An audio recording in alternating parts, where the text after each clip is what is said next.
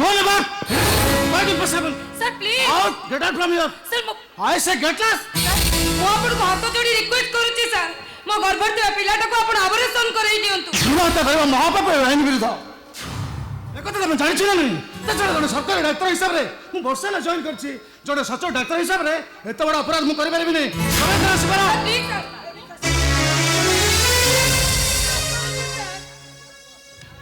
ତମେ ଏକା ଆସିଛ ବର୍ତ୍ତମାନ ସ୍ୱାମୀ ହ୍ୟାଲୋ ମ୍ୟାଡ଼ାମ ମୁଁ ତମକୁ ପଚାରୁଛି ତମେ ତ ଆସିଲ ତମ ସ୍ୱାମୀ କୁଆଡ଼େ ଗଲେ ଆରେ କିଛି କହୁନ କାହିଁକି ତମେ ତ ଆସିଲ ତମ ସ୍ୱାମୀ କୁଆଡ଼େ ଗଲେ ମୁଁ ବାହା ହେଇନି ସାର୍ ହ୍ୱାଟ୍ ମୁଁ ସତ କହୁଛି ସାର୍ ସତ କହୁଛି ମୁଁ ତମେ ବାହା ହେଇନ ଅଥଚ ପିଲାର ମା ହେଲ କେମିତି ସେ କଥା ବି ମୁଁ ଜାଣିନି ସାର୍ ସେ କଥା ବି ମୁଁ କହିପାରିବିନି ହେଲେ ମୁଁ ଏତିକି ଜାଣିଛି ସମସ୍ତେ ସ୍ୱାମୀ ପାଇଁ ସିନ୍ଦୁର ପିନ୍ଧନ୍ତି ହେଲେ ମୁଁ ଗୋଟେ ଏମିତି ନାରୀ ଯେ ମୋ ଗର୍ଭରେ ଥିବା ପିଲାଟାକୁ ଅପରେସନ କରେଇ ଦେବା ପାଇଁ ମଥାରେ ସିନ୍ଦୁର ପିନ୍ଧିଛି କୁଆରୀ ମାରୁ ବଞ୍ଚିତ ହେବା ପାଇଁ ମଥାରେ ସିନ୍ଦୁର ପିନ୍ଧିଛି ତମେ ତାହେଲେ ପ୍ରେମ କରୁଛ ଗର୍ଭରେ ଥିବା ପିଲାଟା ପ୍ରେମ ଜନିତ ତାହେଲେ କୁହ ମ୍ୟାଡ଼ାମ ସେ ପ୍ରେମିକ ଜଣକ କିଏ ନାଇଁ ସାର୍ ମୁଁ କାହାକୁ ପ୍ରେମ କରୁନି କି ମୋର ସେମିତି କେହି ପ୍ରେମିକ ନାହାନ୍ତି ତମ ଗର୍ଭରେ ବଢୁଥିବା ପିଲାଟା କାହାର କେମିତି କହିବି ସାର୍ ମାନେ ଆଜକୁ 6 ମାସ ତଳେ ମୁଁ ଗଣ ଦୁଷ୍କର୍ମର ଶିକାର ହେଇଥିଲି ଚାରି ଜଣ ରାକ୍ଷସ ମତେ ବଳାତ୍କାର ଓ ମାଇ ଗଡ୍ ଏବେ କୁହନ୍ତୁ ସାର୍ କିଏ ମୋ ସ୍ୱାମୀ ହବ କୋଉ ବାପର ପରିଚୟ ମୁଁ ମୋ ପିଲାକୁ ଦେବି ଉତ୍ତର ଦିଅନ୍ତୁ ସାର୍ ଆପଣ ପ୍ରଶ୍ନର ଉତ୍ତର ଦିଅନ୍ତୁ ଆଚ୍ଛା ଏକଥା ପୋଲିସ ଜାଣିଛି ପୋଲିସ ଜାଣିଥିଲେ କିଛି ଲାଭ ହୋଇନଥାନ୍ତା ମାନେ ଆଜି ପର୍ଯ୍ୟନ୍ତ ଯେତେ ଯୁବତୀ ଗଣ ଦୁଷ୍କର୍ମର ଶିକାର ହେଇଛନ୍ତି ପୋଲିସ ଜାଣିଲା ପରେ ସେମାନଙ୍କୁ ଜଣ କରି ମାରି ଦେଇଛନ୍ତି ଠିକ ସେମିତି এই কথাটা জানিলা পরে পুলিশ भी মতে মারি দেইথান্তে ମୁଁ କିନ୍ତୁ ମରିବାକୁ ଚାହୁଁନି ସ୍ୱାମୀ ସଂସାର ଶାଶୁଘର ଭିତରେ ରହି ସମାଜ ଶେଷ ଶେଷରେ ମୁଁ ସାମିଲ ହେବାକୁ ଚାହେଁ ପ୍ଲିଜ୍ ସାର୍ ଏ ପିଲାଟାକୁ ଅପରେସନ କରିଦେ ଆପଣ ମୋତେ ନ୍ୟାୟ ଦିଅନ୍ତୁ ସାର୍ ଆପଣ ମୋତେ ନ୍ୟାୟ ଦିଅନ୍ତୁ ଆପଣଙ୍କୁ ପାପ ଲାଗୁଛି ନା ସରି I am undone. अतटे भाभी को समय दियो रुहतु सर आपन को सिना पाप छाटा नष्ट करी दबा पाई पाप लागुची हेले देखि जातु सर मु केमिति निज हाथ रे पाप छाटा को नष्ट करी दउची एई देखंतु सर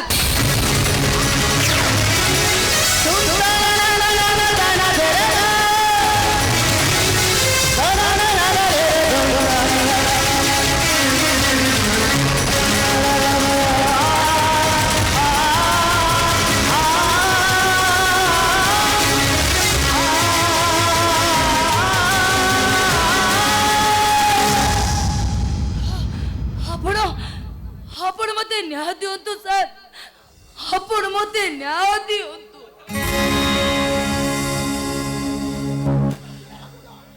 देखो पिला जन्म नेबा समय रे जदि मां पिला प्रति विपत्ति थाए ताले डॉक्टर माने पिला को मारी मां को बंची थांती सही ना रे तम कथा सत हो के मिछ मु निश्चय तुमको पाप मुक्त करिवे हे त बाय जते आउ का पर सिंदूर पिंदिबो तमे सिंदूर पिंदुवा समय रे तम हाथटा निश्चय अटक जिवो आ से हाथटा थरी थरी तुमको बचाउथिबो तम सिंदूर को स्वामी रो पुण्यरा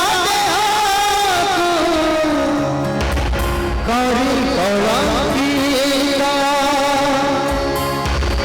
संपदारे बदली गाता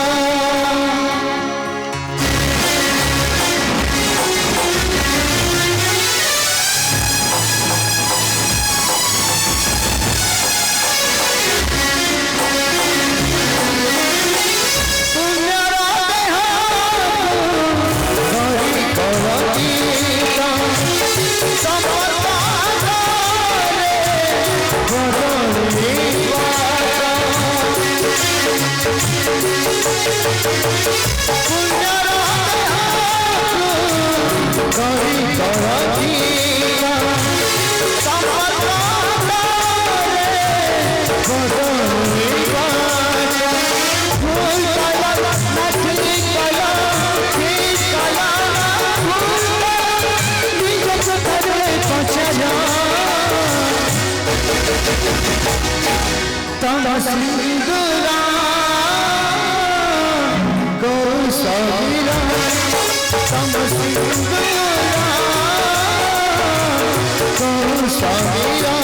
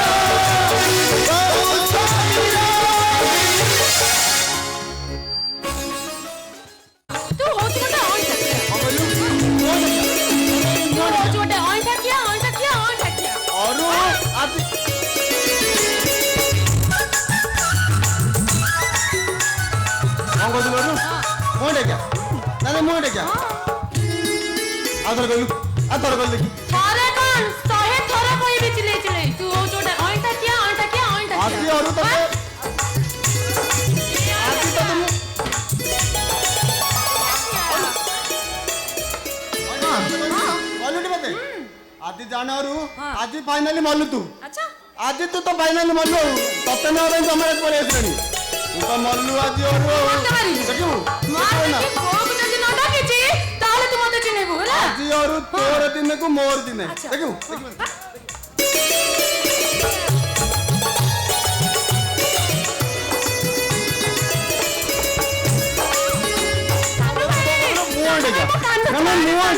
अदर गली तू छाड़ दे ना कोई भी सानो भाई छाड़ दे ना कोई सानो भाई छाड़ दो ओ डाकुन डाक बोलो सानो भाई को खाया जाए छाड़ तक कौन होचे सब कैसे छोड़ से तो लागी कोई कौन पैसे छोड़ से तो लागी छु कौन कहलु ये छुआटा हां हेलो रे तू छुआटा नहीं हां हेथु ना अल्लो ये बाबा हाय तेरे सासू खाई सर मैंने छुआटा तू तो देवे ना ना सानो भाई मो कान डोबरे ऊपर दे दंदा कान को छुपती नहीं देखला मत आगे कहलु से कोन पाई तते मारुथला कहलु कह बो सानो भाई सब बेले बड़ भाई रे अंडा थाली रे तोर कोन आ सेत पे मुंडी येलो रे कहि देल ना सानो भाई तू होच गोटे अंडा किया देखलो मत की मार देखे आई एज भाई तू मार खाच बो मार है भलो है बढ़िया है आउ दिना हे गला कि ठीक है ताना हेई ये तो बड़ पिलाटा हेलुनी काहे कि भाईटा सते एमते लागुछ कहलु जमा लागि बुनी आउ कानो छिंडै दे सब नाट तोरी पाई बो मो भाई आउ किरा मु कोन बोले कि तू कोन कलु हां अले बो तूरा सिखेछु कोन बड़ भाई देवता समान ताको ओइडा मत महाप्रसाद और ताको ओइडा तले खाइले मोर भलो बुद्धि हबो भलो पाठ हबो मु भलो मनुष्य हेबी अमर सतरे लो बो तू मते एमिति अभ्यास रे पके देछु जे ବଡ ଭାଇର ଅଇଁଠା ଥାଳିରେ ନ ଖାଇଲେ ମୋ ପେଟ ଜମାରୁ ପୁରେନି ଲୋ ବୋଉ, ଜମାରୁ ପୁରେନି। ଆଉ ହଣ୍ଡିଟା ହଣ୍ଡିଟା କଣ କର ହଣ୍ଡି ମୋ ଅଇଁଠା ଥାଳିରେ ଖାଇବି ନାକ ଟେକୁଛି। ନାକ ଟେକୁଛି ଅରୁ ଅରୁ ଯାଉଛି ଭାଇ ଯାଉଛି ପଳେଇ ଯା ଯାଉଛି ପଳେଇଲେଣି ଏ ବୋଉ ତୁ କହିଲୁ ଘରୁ ଭାଉଜ କେବେ ଆସିବେ? ଆଉ ଭାଇ କଣ ବାହା ହବାକୁ ରାଜି ହଉନି? ଭାଇ କଣ ବାହା ହବାକୁ ରାଜି ହଉନି? କିଏ କହିବ ବୋଲ ତୁ ଟିକେ ଭାଇ କହି ରାଜି କରଉନୁ। ଆଉ ସିଏ କଣ କାହା କଥା ଶୁଣୁଛି? ଆରେ ଏଇଥିପାଇଁ ପରା ତୋ ବାପା ତାଙ୍କ ସହିତ କଥା ହଉନାହାନ୍ତି। ଓହୋ ହଉ ଆଜି ସିଧା ଯାଇ ଭାଇକି ପଚାରିବି। କଣ ପଚାରିବୁ? ଆକାଶ ଭାଇ ତୁ ବାହା ହବୁ କି ନାଇଁ ଆଜି ସିଧା ଯାଇ ପଚାରିବି। କଥା ଟିକେ ଶୁଣୁରେ ନା ବାହା ହବାକୁ ରାଜି ହେଲେ ସିନା କୋଉଠି ପ୍ରସ୍ତାବ ପକେଇବି। ବାହାଘର କଥା କହିଲେ କହୁଛି କଣ ନା ଛାଡ ସେସବୁ କଥା। ତା ଭାଗ୍ୟରେ ଯାହା ଥିବ ଠିକ ସେଇଆ ହବ। ମା ପ୍ରଣାମ। ତମେ ମା ଆଶାରାମ, ଜାତିରେ ଖଣ୍ଡାୟତ, ନୀତିରେ ବ୍ରାହ୍ମଣ। ପଇତା ପକେଇଲେ ଫୁଲ ବ୍ରାହ୍ମଣ, ପଇତା ଖୋଲିଲେ ଖଣ୍ଡାୟତ। ମା ବାହାଘର ମଧ୍ୟସ୍ଥି କାମ କରେ ମା, ଖାଲି ମଧ୍ୟସ୍ଥି କରେ ନାହିଁ, ଆବଶ୍ୟକ ପଡ଼ିଲେ ପଇତା ପକେଇ ବାହାଘର ବି କରିଦିଏ। ତଥା ରାବଣସ୍ୟ ମନ୍ଦୋଦରୀ ତଥା ରାମସ୍ୟ ସୀତା। ମା ଆଦିତାଉ ମତେ ଆପଣଙ୍କ ଘରକୁ ପଠେଇଛନ୍ତି। ଆଦିତାଉ ପଠେଇଛନ୍ତି? ମା କାହିଁକି କଣ ପାଇଁ କୋଉ ଉଦ୍ଦେଶ୍ୟରେ ପଠେଇଛନ୍ତି? ତାଙ୍କ ଝିଅର ବାହାଘର ଉଦ୍ଦେଶ୍ୟ। ଜମିଦାର ଘର ଥିଲା ହେଲେ କପୁର ଆଉ ନାହିଁ ମା, ଖାଲି କନା କନା ଗୁଡାକ ପଡିଛି। ଘର ଆଗରେ ଉଞ୍ଚା ଉଞ୍ଚା ପିଣ୍ଡା, ଘର ପାଖ ମେଲା। ଜମିଦାର ରକ୍ତ, ଜମିଦାରୀ ଅହଙ୍କାର ଅଛି ଯେତେବେଳେ ସେ ପଛକେ ତାଙ୍କ ଝିଅକୁ ବୁଢୀ କରିଦେବେ, ତାପରେ ଗୋଟେ ମୂଲ୍ୟ ହାତରେ ଟେକିଦେବେ ନା କଣ? ତେଣୁ ମୋ କହିବା କଥା ହେଲା ମା, ଆପଣଙ୍କ ବଡ ପୁଅ ଡାକ୍ତର ସହିତ ତାଙ୍କ ଝିଅର ବାହାଘର ଗଲେ ଭାରି ଭଲ ହୁଅନ୍ତା ମା। ସେଇଥିପାଇଁ ଦୀର୍ଘ 20 ବର୍ଷ ହେଲା ତାଙ୍କ ସହିତ ମୋର ସମ୍ପର୍କ ନାହିଁ। ହବ କେମିତି? ତାଛଡା ଏ ବାହାଘରକୁ ବାବୁ କେବେ ବି ରାଜି ହେବେନି। ମା ମା ମା ଆପଣ ଟିକେ ଲାଗି ପଡି ବାବୁକୁ ରାଜି କରେଇବେ ନା। ଆଦିତାକୁ ଆପଣଙ୍କୁ ଏତେ ସାହାଯ୍ୟ କଲେ, ଆପଣ ଏଇ କାମଟାରେ ସାହାଯ୍ୟ କରିବେନି? କରିବେ ନା। କଣ କହିବାକୁ ଚାହୁଁଛ ତମେ? ନାଇଁ ନାଇଁ ମୋ କହିବା କଥା କଣ କି ମା, ଆଦିତାଙ୍କର ଆଉ ଜଣଙ୍କ ବନ୍ଧୁ ସହ ଆପଣ ପ୍ରେମ କରୁଥିଲେ। ପ୍ରେମ ପ୍ରତାରଣା କରି ଆପଣ ମରିବାକୁ ଯାଉଥିଲେ। ଆଦିତାକୁ ଆପଣଙ୍କୁ ଆଣି ଥଇଥାନ କଲେ ନା ନାଇଁ? ସେଇଥିପାଇଁ ତ ମୁଁ ତାଙ୍କୁ ଘୃଣା କରେ। କେବଳ ତାଙ୍କରି ପାଇଁ ଆମ ପ୍ରେମର ଫାଟ ସୃଷ୍ଟି ହେଇଛି। ସେ ମୋତେ ଆଣି ଏଇଠି ବାହା ଦେଇଛନ୍ତି। ତାଙ୍କର ଆଉ ଗୋଟେ ସ୍ତ୍ରୀ ଥିଲା, ମରିଗଲା ପରେ ମୁଁ ହଉଛି ତାଙ୍କର ଦ୍ୱିତୀୟ ସ୍ତ୍ରୀ। ଶୁଣ, ତାଙ୍କ ମୁହଁ ଚାହିଁବାକୁ ମୁଁ ଚାହେଁନି। ଏ ବାହାଘର ହେଇପାରିବନି। ଯା ମନା କରିଦିଅ, ବାହାଘର ହେଇପାରିବନି, ମନା କରିଦିଅ। ତମେ ଏମିତି ସ୍ୱାର୍ଥପର ହେଲେ ଚଳିବ ମା। ଶୁଣ କହୁନାହାନ୍ତି ମା। ତାଙ୍କ ଛାଇ ଯେମିତି ଏ ଘରେ ନ ପଡେ। ସମ୍ପର୍କ ତୁଟି ଯାଇଛି, ସେ ସମ୍ପର୍କ ମୁଁ ଆଉ ଥରେ ଯୋଡ଼ିବାକୁ ଚାହୁଁନି। ଯା ମନା କରିଦିଅ, ଏ ବାହାଘର ହେଇପାରିବନି, ମନା କରିଦିଅ ତମେ। କଣ ହେଇଛି? ନାଇଁ ମାନେ ଆଶାରା ମାଇକା, ଜାତିରେ ଖଣ୍ଡାୟତ, ନୀତିରେ ବ୍ରାହ୍ମଣ। ପଇତା ପକେଇଲେ ଫୁଲ ବ୍ରାହ୍ମଣ, ପଇତା ଖୋଲିଲେ ଖଣ୍ଡାୟତ। ବାହାଘର ମଧ୍ୟସ୍ଥି କାମ କରେ ଆଜ୍ଞା, ଖାଲି ମଧ୍ୟସ୍ଥି କରେ ନାହିଁ, ଆବଶ୍ୟକ ପଡ଼ିଲେ ପଇତା ପକେଇ ବାହାଘର ବି କରିଦିଏ। ହେଲେ ରାବଣସ୍ୟ ମନ୍ଦୋଦରୀ ରାମସ୍ୟ ସୀତା। ଆଜ୍ଞା ଆଦିତ୍ୟ ବାବୁ ମତେ ଆପଣଙ୍କ ଘରକୁ ପଠେଇଛନ୍ତି। ହେଲେ ଏଠି କାହିଁକି ଅଛ? ନାଇଁ ନାଇଁ ଆପଣଙ୍କ ବଡ ପୁଅ ଡାକ୍ତର ସହିତ ତାଙ୍କ ଝିଅର ବାହାଘର କରିବା ପାଇଁ।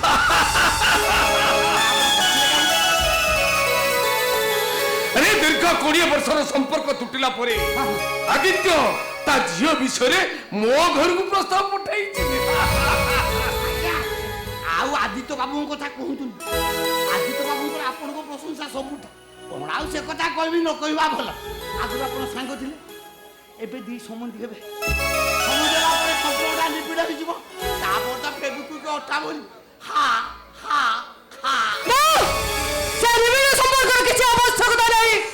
ମୁଁ କିନ୍ତୁ ବାହାଘରେ ରାଜି ନୁହଁ। ମୁଁ କିନ୍ତୁ ରାଜି। ଏ ବାହାଘର ହେଇଗଲେ ମୋ ବନ୍ଧୁ ଉପରେ ଥିବା ସନ୍ଦେହଟା ଦୂର ହେଇଯିବ। ଆସାରାମ ଆଜ୍ଞା ତମେ ଯାଅ ଆସାରାମ ଆଜ୍ଞା ଆଦିତ୍ୟକୁ କହିଦିଅ ସେ ବାହାଘର ପାଇଁ ପ୍ରସ୍ତୁତ ହେଇ ରହୁ।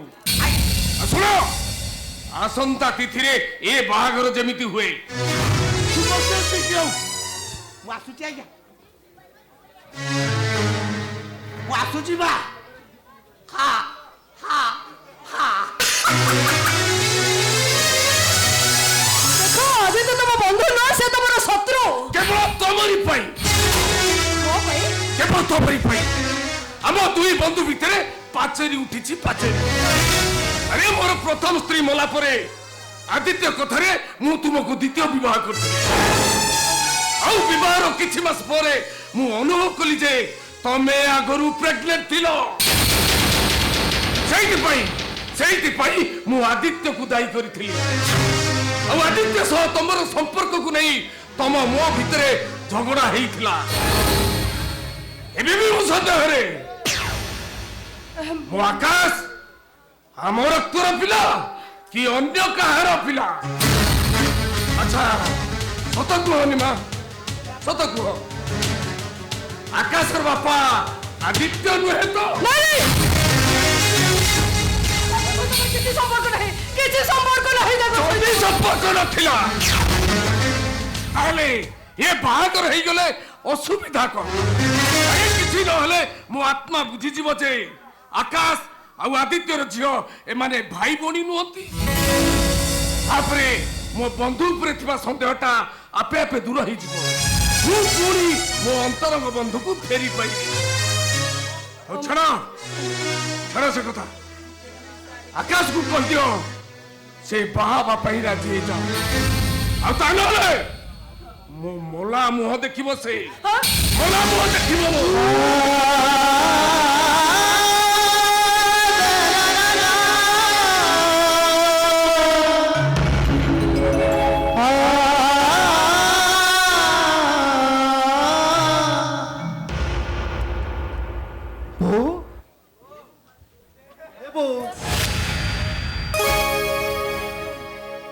ତ ବାପାଙ୍କ ପରି ମୁଁ ବି ତୋ ସହିତ କଥା ହବାକୁ ଚାହୁଁନି। ମତେ ଟିକେ ବୁଝିବାକୁ ଚେଷ୍ଟା କର। କଣ ବୁଝିବି, କଣ ମତେ ବୁଝେଇବୁ? ସବୁବେଳେ ତୋ କଥା ଆମେ ବୁଝିବା ପାଇଁ ଚେଷ୍ଟା କରୁଥିବୁ, ହେଲେ ତୁ ବାପା ମା ଭାଇ ଭଉଣୀ କାହାରି କଥା ବୁଝିବା ପାଇଁ ଚେଷ୍ଟା କରିବୁନି। ମତେ ଆଗ କହିଲୁ ତୁ ବାହା ହବୁ କି ନାହିଁ? ମତେ କହୁଛି ଲୋ ଅଙ୍କିତା ବିନା ମୁଁ ଆଉ କାହାକୁ ବାହା ହେଲେ ମୁଁ କେବେ ଶାନ୍ତିରେ ବଞ୍ଚି ପାରିବିନି। ମତେ ଯେମିତି ଲାଗିବ ମୁଁ ଅଙ୍କିତା ସହ ପ୍ରତାରଣା କରିଛି, ଠକିଛି। ନାଇଁ ରେ, ତୁ ତାକୁ ଠକି ଦେଇନୁ, ବରଂ ସିଏ ତତେ ଠକି ଦେଇଛି। ନାଇଁ ଏକଥା ସେ ସ୍ୱୟଂ ଭଗବାନ କହିଲେ ମୁଁ ବିଶ୍ୱାସ କରିବିନି। କାହିଁକି ନା ଅଙ୍କିତା ପାଇଁ ମୁଁ ଆଜି ଡାକ୍ତର ହେଇଛି। ସେ ଲକ୍ଷ ଲକ୍ଷ ଟଙ୍କା ଖର୍ଚ୍ଚ କରି ମତେ ଡାକ୍ତର କରିଛି। ତା ନିଜ ଜୀବନକୁ ବାଜି ଲଗାଇ ସେ ମୋ ଜୀବନକୁ ଗଢିଛି। ସେ କେମିତି ଠକିବ ମତେ? କେମିତି ଠକିବ? ସାମ୍ନାକୁ ଆସୁନି କାହିଁକି? କଣ ପାଇଁ ତା ଘରର ଠିକଣା, ତା ବାପା ମାର ପରିଚୟ ତୋ ପାଖରେ ପହଞ୍ଚାଉନି? ମୋ ଅନୁମାନ ଯଦି ଠିକ ହୁଏ, ଅଙ୍କିତା ନିଶ୍ଚୟ ଆଉ କାହା ପାଇଁ ମଥାର ସିନ୍ଦୁର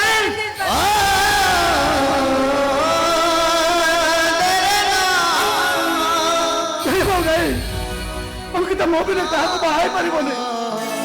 ଅଙ୍କିତା କେବଳ ମୋର, କେବଳ ମୋର।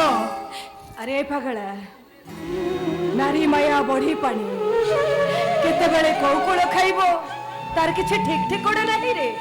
ସେ ତତେ ଦିନେ ଭଲ ପାଉଥିଲା, ବାହାବାକୁ କଥା ଦେଇଥିଲା, ହେଲେ କୌଣସି ଦୁର୍ବଳ ମୁହୂର୍ତ୍ତରେ ତା ମନ ଯେ ପରିବର୍ତ୍ତନ ନ ହେଇଥିବ ସେ କଥା କିଏ କହିପାରିବ? ଶୁଣ, ମୋ କଥା ମାରି ତୁ ଯଦି ବାହାବାକୁ ରାଜି ନ ହଉ ତାହେଲେ ତୋ ବାପାଙ୍କ ପରି ମୁଁ ବି ତୋ ସହିତ କଥା ହେବିନି।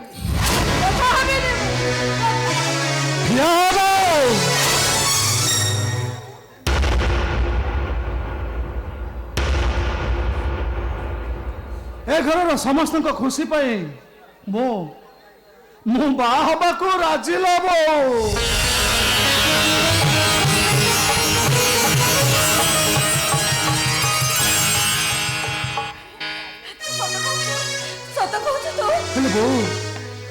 अनुरोध रखिए बोऊ रखिबी निश्चय रखिबी हे बोऊ अंकिता को खोजिबा पे तू मते गोटे परमिशन दबो शेष थर पाइला बोऊ शेष थर ठीक अछि ए शेषटा जेमिति आज शेष हुई आज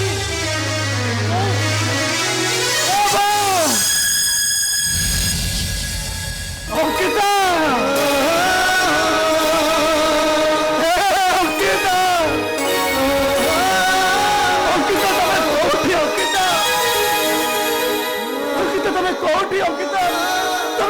अंकिता तमे कोठी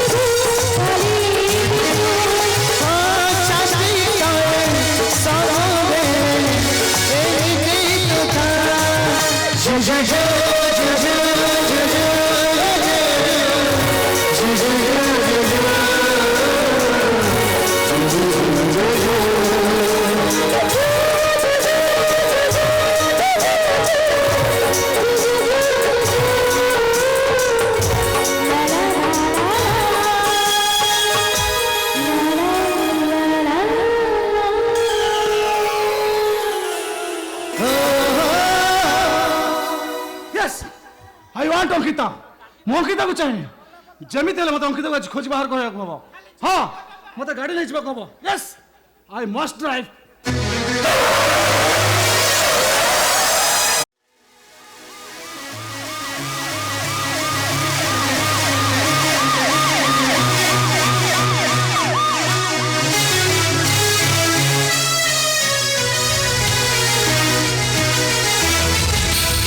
ଅଙ୍କିତା ତୁମେ କୋଉଠି ଅଙ୍କିତା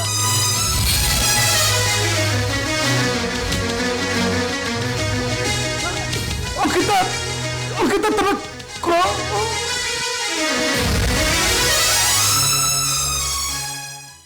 बोलो जी से कहतु डॉक्टर कहतु କୁହନ୍ତୁ ଡକ୍ଟର ମୁଁ ଆକାଶ କେମିତି ଅଛି କୁହନ୍ତୁ ସେମିତି କିଛି ପ୍ରୋବ୍ଲେମ ନାହିଁ ବଟ୍ ଆକାଶ ବାବୁର ଆଖି ଦିଟା ନଷ୍ଟ ହେଇଯାଇଛି ମିନିମମ୍ 3 ମାସ ପରେ ଆକାଶର ଆଖି ଅପରେସନ ହେଇପାରିବ हे भगवान आकाश को तुम्हें भलो कर दियो तार जेमते किछि न हो प्रभु तार जेमते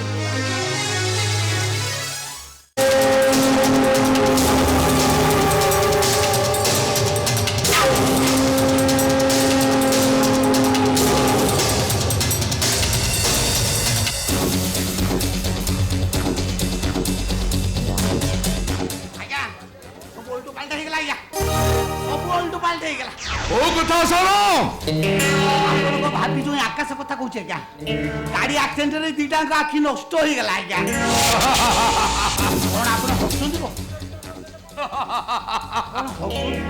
ଆରେ ଓଲଟ ପଲଟ କଣ ହେଇଗଲା ତା ବୋଲି ଆପଣଙ୍କୁ ଜାଣି ଶୁଣି ଗୋଟେ ଅଙ୍ଗ ହାତରେ ଝିଅକୁ ଟେକି ଦେବେ ନା କଣ କଣ ହସୁଛନ୍ତି ଆପଣ ମୋ ଝିଅ ଅସୀମା ସେଇଠି ବାହା ହବ କଣ କହିଲେ ଆଜ୍ଞା ମୋ ବନ୍ଧୁ ଆଦର୍ଶ ଚୌଧୁରୀ ଘରକୁ ସେ ବୋହୂ ହେଇଯିବ ଆରେ ଆଖି ଦିଟା ଯୋଗାଡ଼ ହେଇଗଲା ପରେ ଆକାଶ ଆଖି ଫେରି ପାଇବ ଆଉ ଆକାଶ ଭଳି ଗୋଟେ ଡକ୍ଟର ଜଣେ ଯୋଗାଡ଼ କରିବା ମୋ କାତ ବାହାରେ ଏମିତି ସୁଯୋଗକୁ ମୁଁ କେବେ ହାତ ଛଡ଼ା କରିପାରିବିନି ତାର ଏ କଥା ମୋ ଝିଅକୁ ବୁଝେଇଲା ପରେ ସିଏ କେଉଁ ବୁଝିଗଲା ଚାକିରେ ଖଣ୍ଡାଇ ଥାଏ ଆଚ୍ଛା ରୀତିରେ ବ୍ରାହ୍ମଣ ହଁ ପଇତା ପକେଇଲେ ଭୁଲ ବ୍ରାହ୍ମଣ ପଇତା ଖୋଲିଲେ ଖଣ୍ଡାଇ କାମ ବାହାଘର ମଧ୍ୟସ୍ଥି କାମ କରେ ଆଜ୍ଞା ଆଉ କଣ କର ଖାଲି ମଧ୍ୟସ୍ଥି କରେ ନାହିଁ ଆଉ ଆବଶ୍ୟକ ପଡ଼ିଲେ ପଇତା ପକେଇ ବାହାଘର ବି କରେ ଯଥା ରାବଣସ୍ୟ ମନ୍ଦୋଦରୀ ରାବଣସ୍ୟ ସୀତା ଆସର ଆରେ ମୁଁ ତମକୁ ଥରେ କହିଥିଲି ନା ମୋ ବନ୍ଧୁ ଆଦର୍ଶ ଚୌଧୁରୀ କି ମୁଁ ଗୋଟେ ପାପ ଛୁଆ ଦେଇଥିଲି ବୋଲି କିନ୍ତୁ ସେଇ ପାପ ଛୁଆ ଦିନେ ବଡ ହୋଇ ଡାକ୍ତର ହବ ଡାକ୍ତର ହୋଇ ପୁଣି ମୋ ଜ୍ୱାଇଁ ହବ ଆଜ୍ଞା ଏ କଥା ଭାବିଲେ ଆଶ୍ଚର୍ଯ୍ୟ ଲାଗୁନି ଆସାର ଏସବୁ ସମୟର ଖେଳ ଆସାର ଆଜ୍ଞା ଆଜ୍ଞା ଏସବୁ ସମୟର ଖେଳ ଏ ସମୟର ଖେଳ ସହ ଆମ ଖେଳ ଟିକେ ମିଶି ଗଲେ ଆଜ୍ଞା ଆକାଶ ଖାଲି ମୋ ଜ୍ୱାଇଁ ହବନି ସେ ଆମ ଘରେ ଘର ଜ୍ୱାଇଁ ରହିବ ଆଉ ତାପରେ ସେ ଆଦର୍ଶ ଚୌଧୁରୀର ମେରୁଦଣ୍ଡ ହାଡ଼ଟାକୁ ମୁଁ କଟ କଟ କଟ କରି ଭାଙ୍ଗି ଦେବି ତା ଜମିଦାରୀ ଭୁଷୁଡ଼ି ପଡ଼ିବ ଭୁଷୁଡ଼ି ପଡ଼ି ମାଟିରେ ମିଶିଯିବା ଦରକାର ଆଜ୍ଞା ତା ନହେଲେ ଆପଣଙ୍କ ପରି ଭଦ୍ରଲୋକକୁ କାଲି ଦୀର୍ଘ 20 ବର୍ଷର ସମ୍ପର୍କ କଥା ମୋତେ କହିନଥାନ୍ତା ଆଜ୍ଞା ବେଇମାନ ଶବ୍ଦର ଅର୍ଥ ଆଦର୍ଶ ଏବେଠୁ ବୁଝିବା ଆରମ୍ଭ କରିବ ଆଜ୍ଞା ଆଜ୍ଞା ଆଜ୍ଞା ଆସର ମୋ ଝିଅକୁ ମୁଦି ପିନ୍ଧେଇବାକୁ ଆଦର୍ଶ ବୋଧହୁଏ ଆସିଗଲା ଯାଅ ଆସର ତାକୁ 5ଟି ନେଇ ଆସ 5ଟି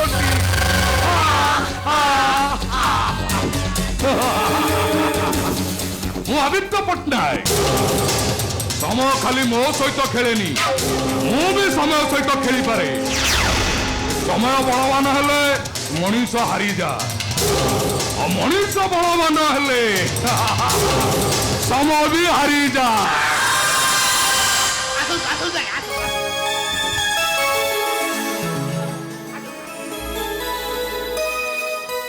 ଆଜ୍ଞା ଆପଣ ଦୁଇ ବନ୍ଧୁ ଭଲରେ ଟିକେ କଥାବାର୍ତ୍ତା ହୁଅନ୍ତୁ। ମୁଁ ତେଣେ ଦେଖେ କନ୍ୟା ଆମର ରେଡି ହେଲାଣି କି ନାହିଁ।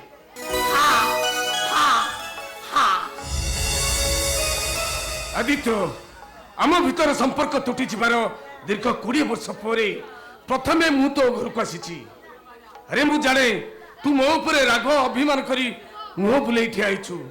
ଆରେ ମୁଁ ଯେମିତି ସବୁ ରାଗ ଅଭିମାନକୁ ପଛରେ ପକେଇ ଦେଇ ତୋ ଦୁଆରେ ପାଦ ଦେଇଛି, ଆରେ ତୁ ଠିକ ସେମିତି ମୋ ମୁହଁକୁ ଥରେ ଚାହା। ଆଦିତ୍ୟ, ଆଜି କବାଡି ଖେଳ ହବ। କବାଡି ଖେଳିବା? ହଁ କବାଡି ଖେଳିବା। ଠିକ ଅଛି। ଦାର ଟାଣୁଛି କବାଡି ଖେଳିବା। ଠିକ ଅଛି।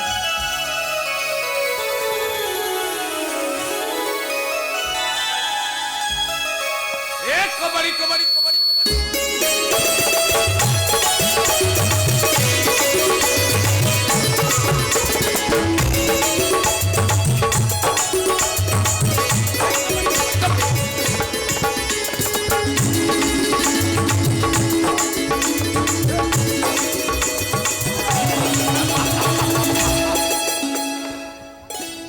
ସତରେ ଆଦିତ୍ୟ, ଏ କବାଡି ଖେଳ ଯେମିତି ଆରେ 20 ବର୍ଷର କଟିର ବ୍ୟବଧାନକୁ କମେଇ ଦେଲା, ଆଉ ନିମିଷକ ମଧ୍ୟରେ ପାଣି ଫଟକା ଭଳି ମିଳେଇଗଲା। ଆରେ ମେଳନ ପଡିଆ ଆମର ସେ କବାଡି ଖେଳ ଦେଖିବାକୁ ଶହ ଶହ ଲୋକ ରୁଣ୍ଡଉଥାନ୍ତି।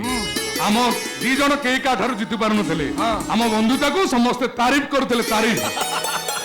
ହେଲେ ଆଜି ଖେଳରେ ମୁଁ ହାରିଗଲି। ଆଉ ଇରେ ହାରିଗଲୁ ନା ତୁ ଜାଣି ଶୁଣି ହାରିଗଲୁ। ଆଦିତ୍ୟ, ଆରେ ତୋର ତ୍ୟାଗ ପାଖରେ ମୁଁ ଆଜି ହାରିଯାଇଛି। ଆଜି ମୁଁ ଅନୁତାପ କରୁଛି। ଆରେ ତତେ ସନ୍ଦେହ କରିବାଟା ମୋର ମସ୍ତ ବଡ ଭୁଲ ଥିଲା। ଆରେ ଛାଡ ସେ କଥା, ଆଗେ କହ ଆକାଶ କେମିତି ଅଛନ୍ତି? ତୁ ତାହେଲେ ସେ ଖବର ରଖିଛୁ? କିରେ ମୁଁ ଭାବିଛୁ ଏ ଖବର ମୁଁ ରଖିବିନି, ତାଉ ରଖିବ କିଏ? ଆଦିତ୍ୟ, ଆରେ ମୋ ପୁଅର ଆକ୍ସିଡେଣ୍ଟ ପରେ ସେ ଆଉ କଣ ଆଖି ଫେରି ପାଇବ କି ନ ପାଇବ ସେ କଥା କିଏ କହିବ? ଆରେ ତାପରେ ତୁ କହୁଛୁ ତୋ ଝିଅକୁ। ଆଦର୍ଶ ବନ୍ଧୁ ସେୟାକୁ କୁହାଯାଏ ଯେ ବନ୍ଧୁର ବିପଦ ବେଳେ ଠିଆ ହୁଏ। ତୁମ ବନ୍ଧୁ ତୋ ପୁଅ ସାରା ଜୀବନ ଅନ୍ଧ ହୋଇଗଲେ ବି ମୋ ଝିଅ ତୋ ଘରକୁ ବୋହୁ ହେଇଯିବ। ଆରେ ବାଜା ବାଜୁ କି ନ ବାଜୁ, ବାଣ ଫୁଟୁ କି ନ ଫୁଟୁ, ଏମିତି ଖାଲିରେ ଖାଲିରେ ବାହାଘର ହୋଇଗଲେ ମୁଁ ଖୁସି, ବହୁତ ଖୁସି ମୁଁ। ଆଦିତ୍ୟ, ଆରେ ତୋ ବନ୍ଧୁ ପୁଣିଆ ପାଖରେ ମୋ ମୁଣ୍ଡ ଆଜି ରହିଯାଉଛି। ଆରେ ମୁଁ 7 ଜନ୍ମ ଯାଏ ତୋ ଋଣ ସୁଝି ପାରିବିନି। ଛାଡ ସେ କଥା। ଆରେ ପଳେଇ ଆସୁଛୁ, ମୁଦି ଆଣିଛୁ ତ? ଆଣିଛି। ଆରେ ସେ ବିଶ୍ୱାସ ତୋ ଉପରେ ଅଛି ନା। ଶିବା ଅଶିବା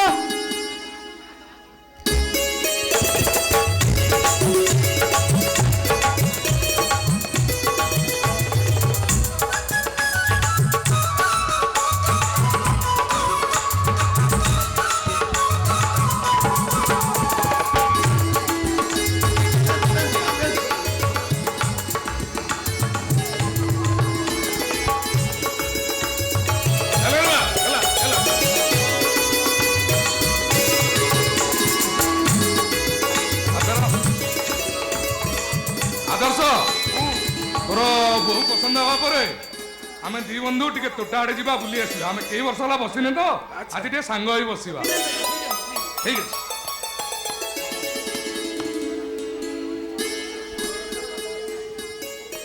ଆଦିତ୍ୟ, ଆରେ ମୋର ବହୁ ପସନ୍ଦ ହେଇଛି, ବୁଝିଲୁ? ମୋର ବହୁ ପସନ୍ଦ ହେଇଛି। ଦେଖା ମା, ହାତଟା ଦେଖେଇଲୁ ମା। ମା ହାତ ଦେଖା।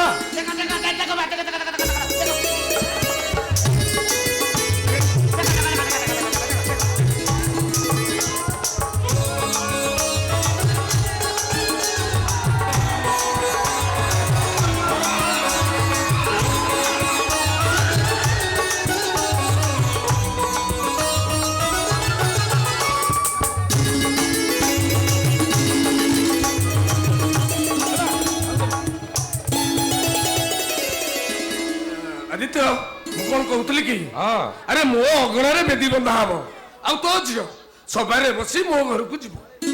ଆଉ ତୋ ଘରେ ତୋଳା କନ୍ୟା ବାହାଘର ହବ। ମୁଁ ଖୁସି, ବହୁତ ଖୁସି। ଆଶାରାମ ଆଜ୍ଞା ତମେ ତୋଟାକୁ ଯାଇ ଖାଇବାର ବନ୍ଦୋବସ୍ତ କର। आमे दी सांग के दिन है सांग ही खाइनु तो आज सांग ही एकाठी खाइबु आउ सांग कोन कहउछु आज्ञा आओ आउ सांग नाही आज तो दे समंदी अरे हाँ हाँ दी समुद्री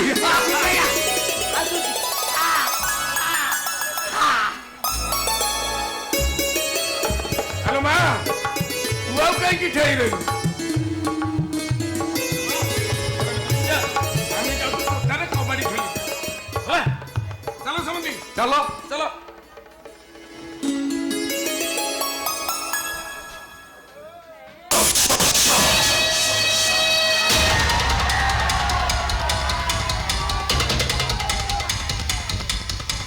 ସତରେ ଜଣକୁ ଭଲ ପାଇବ କିନ୍ତୁ ବାହା ହବ ଆଉ ଜଣ ଜଣକୁ ଭଲ ପାଇ ଆଉ ଜଣକୁ ବାହା ହବାର ମଜାଟା ଟିକେ ନିଆ ହେଲେ ଆଜିକାଲି ଝିଅମାନଙ୍କୁ ତ ଲାଜ ଲାଗୁନି ହେଲେ ପୁଅଙ୍କର ହଉଛି କଣ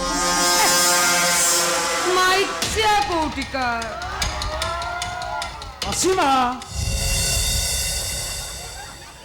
ମାଇଚିଆ ମାନଙ୍କ ଠାରୁ ଇଏ ବି ଅନ୍ୟତମ ମାଇଚିଆ ଅସୀମା ଆଲୋକ ଜାଣିଛ ନା ଆଲୋକ ମୁଁ ଭାବେ ତମରି କଥା ହିଁ ଭାବୁଥିଲି ହଁ ଏବେ ସାଙ୍ଗେ ସାଙ୍ଗେ ମୁଁ ତମକୁ ଫୋନ କରିଥାନ୍ତି ଜାଣିଛ ନା ଆଲୋକ କୋଉ କଥା ମୋ ବାହାଘର ଫାଇନାଲ ହେଇଯାଇଛି ହଁ ଏଇ ଦେଖୁନ ଏଇ ସାଙ୍ଗେ ସାଙ୍ଗେ ମୋ ଶ୍ୱଶୁର କେମିତି ମତେ ମୁଦି ପିନ୍ଧେଇ ଦେଇ ଯାଇଛନ୍ତି ଅସୀମା ପ୍ଲିଜ ଧନ ଆମେ ଏମିତି ରାଗନି ଆରେ ମୋର ଯେମିତି ବାହାଘର ଫାଇନାଲ ହେଇଗଲା ଠିକ ସେମିତି ମୋ ପରି ଗୋଟେ ସୁନ୍ଦରୀ ଝିଅ ଦେଖି ତମେ ବାହା ହେଇ ପଡିବ ଏଇ ତମକୁ ମୋ ରାଣ ଅସୀମା ତମ ଗର୍ଭରେ ବଢୁଥିବା ମୋ ପିଲା କଣ ମୋ ପିଲା କାହାର ମୋର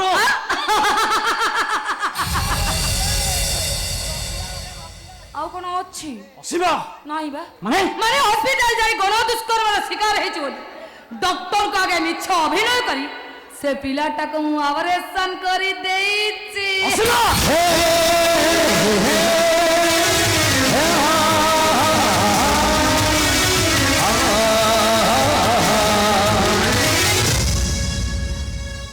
ବର୍ଷ ବର୍ଷର ମୋ ପ୍ରେମ ଭଲ ପାଇବାକୁ ତମେ ଏତେ ସହଜରେ କେମିତି ଭୁଲିଗଲ ଅସୀମା କେମିତି ଭୁଲିଗଲ ତମେ ଭାବ ପ୍ରବଣତାରେ ପ୍ରେମ ହେଇଥାଏ ଆଲୋ ଭାବ ପ୍ରବଣତାରେ ସଂସାର କରାଯାଏ ଖିଆଲି ମନରେ ପ୍ରେମ ହେଇଥାଏ କିନ୍ତୁ ବାହାଘର ପାଇଁ ଗୋଟେ ସୁସ୍ଥ ମାନସିକତାରେ ନିଷ୍ପତ୍ତି ନିଆଯାଏ ଜାତି ଅଜାତି ଯୋଗ୍ୟ ଅଯୋଗ୍ୟରେ ପ୍ରେମ ହେଇଥାଏ କିନ୍ତୁ ଦାମ୍ପତ୍ୟ ଜୀବନକୁ ସୁଖମୟ କରିବା ପାଇଁ ଗୋଟେ ଯୋଗ୍ୟ ସ୍ୱାମୀର ଆବଶ୍ୟକତା ଥାଏ ସ୍ୱାମୀର ସମ୍ପତ୍ତି କହିଲେ ସ୍ତ୍ରୀର ସତୀତ୍ୱକୁ ବୁଝାଏ ତମ ସତୀତ୍ୱ ତମେ ମତେ ଦେଇ ସାରିଛ ଅପବିତ୍ର ହେଇ ସାରିବା ପରେ ସ୍ୱାମୀକୁ ସର୍ବସ୍ୱ ଦେବା ପାଇଁ ତମ ପାଖରେ ଆଉ କୋଉ ପବିତ୍ରତା ଅଛି ଆଲୋ ମାନୁଛି ଅସୀମା ତମ ପ୍ରେମିକ ହିସାବରେ ମତେ ଥରୁକିଏ ଧୋକା ଦେଇ ଭୁଲିଯିବ ଏ ସ୍ୱାମୀ ନାମକ ଦେବତାକୁ ତମେ ଜୀବନ ସାରା ଧୋକା ଦେଇ ଚାଲିଥିବ ସିନ୍ଦୁର ପିନ୍ଧୁଥିବା ବେଳେ ତମକୁ ଘୃଣା କରି ନିଜ ଚରିତ୍ରର ସିନ୍ଦୁର ତମକୁ କହୁଥିବ ତମେ ଗୋଟାଏ କଳଙ୍କିନୀ ତମେ ଗୋଟାଏ ବାରଙ୍ଗନା ତମେ ଗୋଟାଏ ଚରିତ୍ରହୀନା ତମେ ଗୋଟାଏ ବେଶ୍ୟା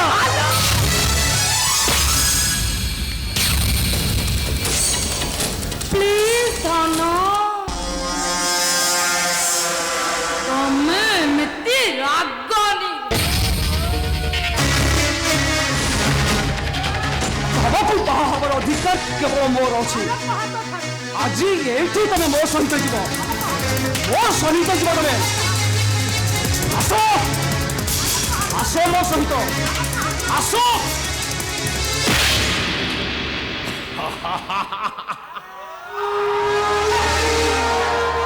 Very nice. ଅନଳ ଅନଳ ମାନେ ନିଆଁ ସମସ୍ତେ କହନ୍ତି ମୁଁ କୁଆଡେ ଚଳେ ହେଲେ ମୁଁ ଚଳେନି ଏମିତି ଚଳେଇ ଚଳେଇ ମାରିଦିଏ ଭାଇ ହଁ ଇଏ କହୁଛି କୁଆଡେ ମତେ ବାହା ହବ ଆଉ ବାହା ନହେଲେ ଏଇଟା ମରିଯିବ ଏ ଅସୀମା ହଁ ତା ମାନେ ଇଏ ତତେ ମନ ଦେଇ ଭଲ ପାଉଛି ହଁ ଆଉ ତୁ तू भी ताको मन दे बाहा को चाहछु ना এইটাও কে বাহা বাবা অযোগ্য কোটিকা मो योग्य हे पर सीमा ले आउ काको बाहाबर योग्यता तमरो नाही तमको बाहाबर अधिकार केवल मोर अछि केवल मोर तमर मु असीमा सहित बाहागर करी ভাই মু মানে আকু अरे सीए बा कहला तते कुआडे न बाहाने मरि जीव ভাই तार ऊपर तो ऊपर कुआडे अधिकार अछि बाहागर मु करिबि असीमा तो सहित मु तार बाहागर करिबि ভাই हेले केमिति करिबि ভাই মু আকু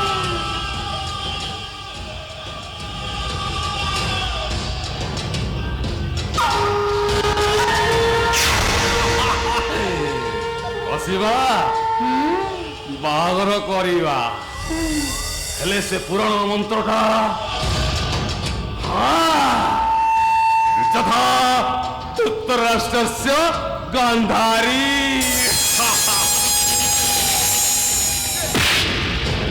वेरी नाइस तथा तथा अनलस्य दमयन्ती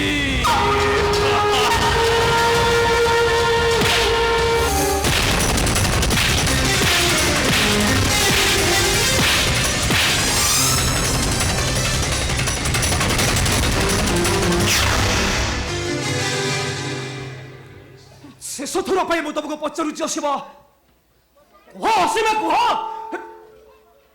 तुम सिंधुर कौ स्वामीर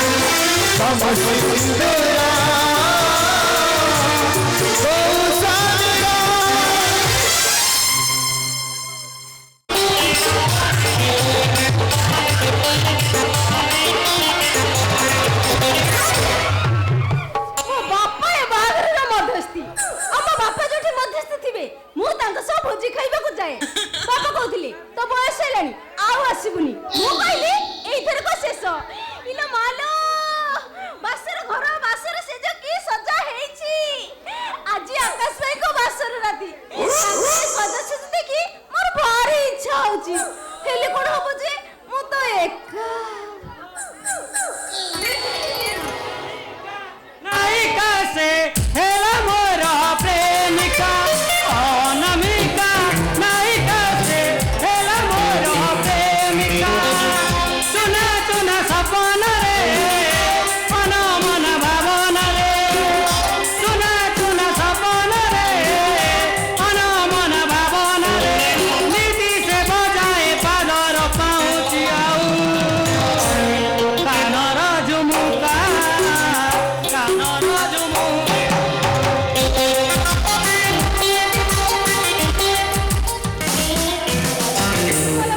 मधुरे कोन बा याडू कोन माटी हे अनामिका नायिका से हेला मोरा प्रेमिका अनामिका नायिका से हेला मोरा प्रेमिका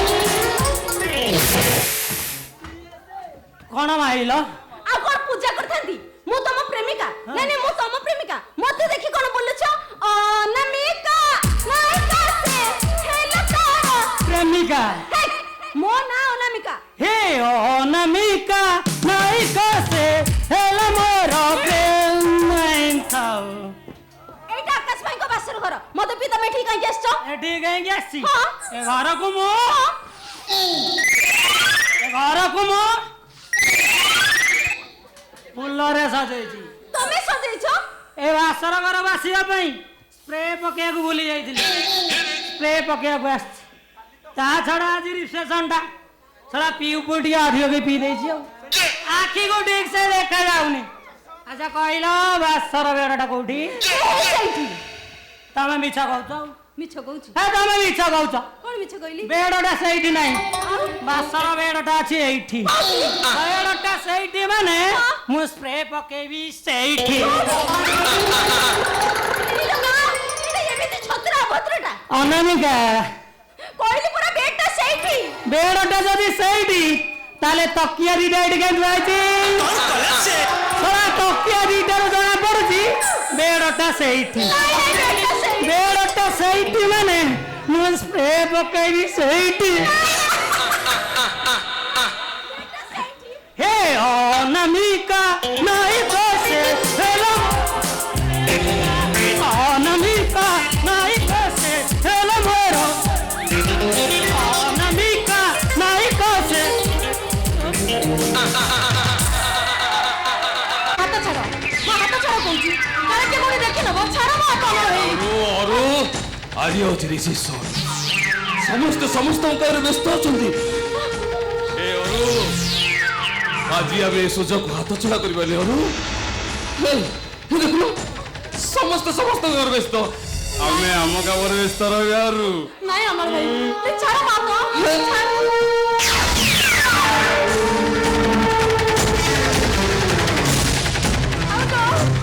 ଅରୁ ଅରୁ ଅରୁ ମୁଁ ଦେଖୁଛି ତମର ପାଗଳ ହେଇଗଲା ଆରେ ଏଇଟା ହଉଛି ଆକାଶ ଭାଇଙ୍କ ବେଡରୁମ୍ ମାନେ ଆଜିର ବାସର ଘର ଏ ଅରୁ ଦେଖ କେତେ ସୁନ୍ଦର ସଜା ହେଇଛି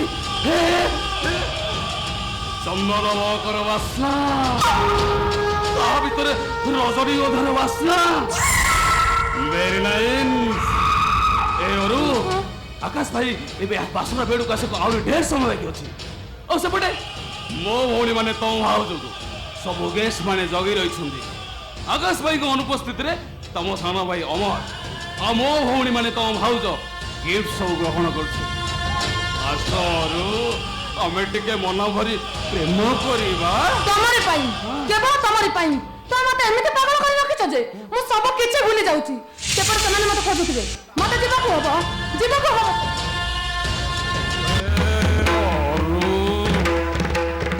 କାହିଁ ସେମିତି ହଉଛ ଏମିତି ହେଲେ କଣ ଭଲ ମତେ ଜମା ଭଲ ଲାଗିବନି ଆରେ ଏ ସୁଯୋଗ ହାତ ଛଡ଼ା କରିଦେଲେ ଆଉ କଣ ଆସିବ ସମୟ ସେମିତି ମନେ କରନି ମତେ ଭାରି କଷ୍ଟ ହବ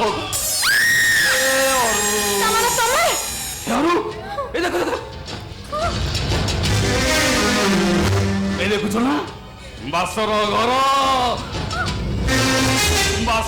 ଭିତରେ ବାସର ଶେଜ ପଡିଛି ଆଉ ତା ଉପରେ ଆମେ ଟିକେ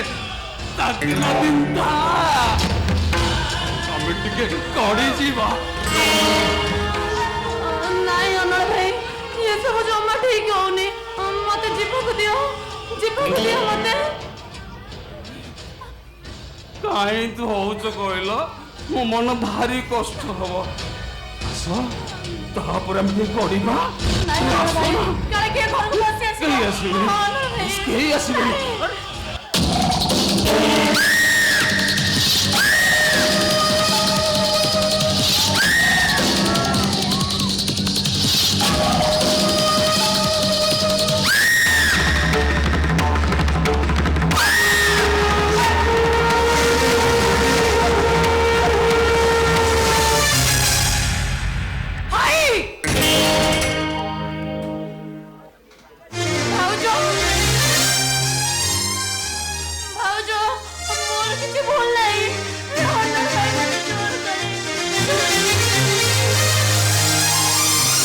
ଅସୀମା ଆରେ ଆକାଶ ଆସିଲେଣି ନାଇଁ ନାଇଁ ନାଇଁ ମୋର କିଛି ଦରକାର ନାହିଁ ସେ ଆକାଶ ଆସିଲା ସବୁ ନହେଲେ ମୁଁ ଆସୁଛି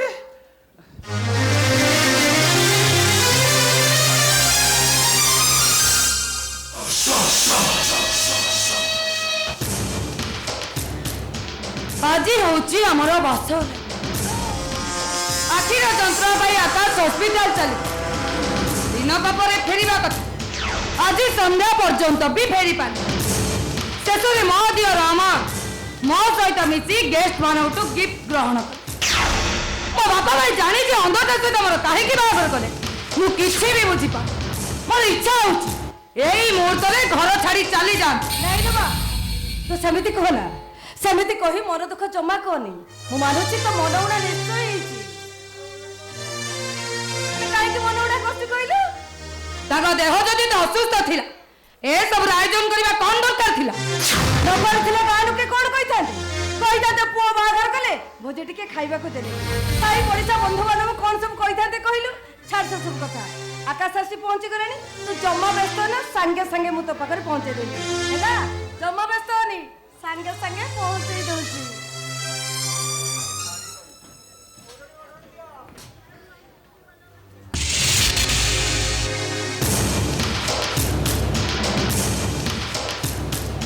अंधटा सहित पुणी बासर ओ माय गॉड कथाटा मते केमिति केमिति लागुची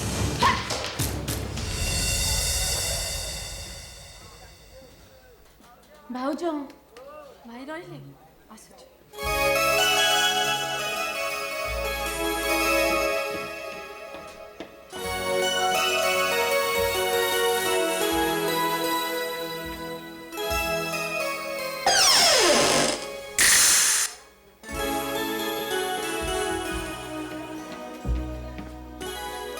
मत क्षमा करदेव असीमा मुझे ठिया तुम जब प्रणाम करार कथा ताला प्रणाम कर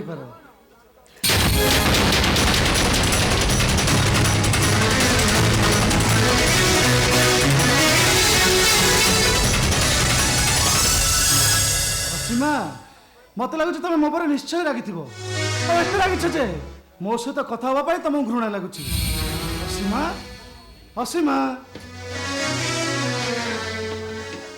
असीमा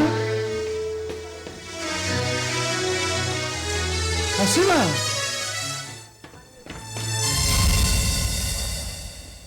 पड़ी जे असीमा बाहा तुम हाथ सहित मो हाथ गंठी पड़गला मो आयुष तो तुम हाथ नहीं नहीं मोर सब ऐसा तुमको दे दे आग तो मो मरी जावाक चाहूँ सतरे असीमा मो भाई गोटे अंध को बाहा तुम राजी हम हाँ मत एत भल पाइब एसब कथा भाविला बेलू मत खाली तुमको देखा इच्छा हो सीमा ना ना सारा जीवन तमे मते देखि न पाले तमे खुशी रे रहिबो आ मु भी सीमा ताले तुम कौन चाहो सारा जीवन मुझे एमती अंध ही रुहे हाँ सीमा खाली चाहूनी ठाकुर पाखे प्रार्थना करूँ कहीं तमे मते देखि पाले मो जीवन टा पूरा अंधार हो मो कथा सुनी तुम मन सन्देह आसला ना नहीं माने मु कहबार कथा कौन कि तमे आखिरे देखि पाले पुणी हॉस्पिटल चली जीवो रोगी को सेवा करिबो मते तमे जम्मा भी टाइम देई परिबनी सेतै मु कोन कहउतिली कि तमे एठी रहले मु तम सेवा करिबार सुयोग पाइबी आ सारा जीवन तमे मोरी आखिरे बाट चलिबो एटा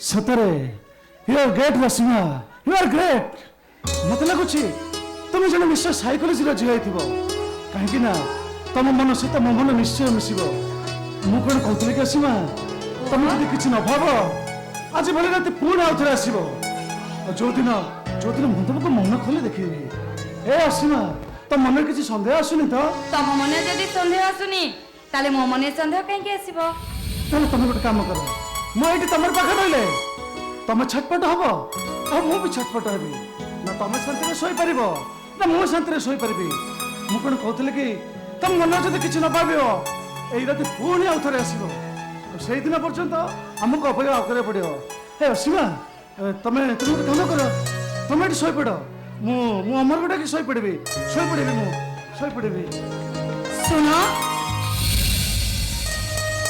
तमे एका एका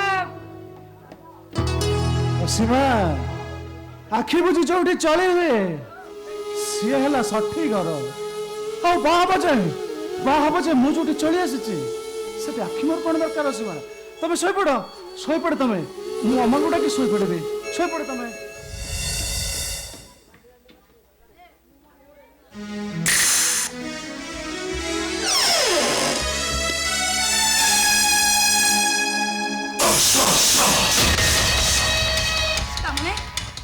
डॉक्टर कौन मत चिन्ह पारा ये कौन चिन्ह पारी ए सब कथा कहला मुझे कौन करी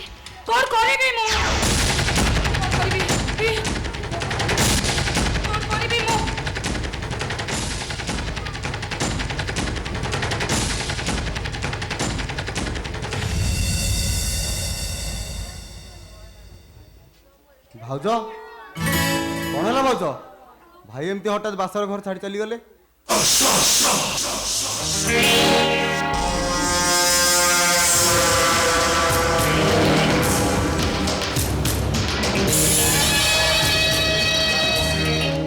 ଭାଉଜ କଣ ହେଲା କହୁନ କାହିଁକି? ଭାଉଜ ତମେ କଣ ପାଗଳ ହେଇଗଲାଣି କି?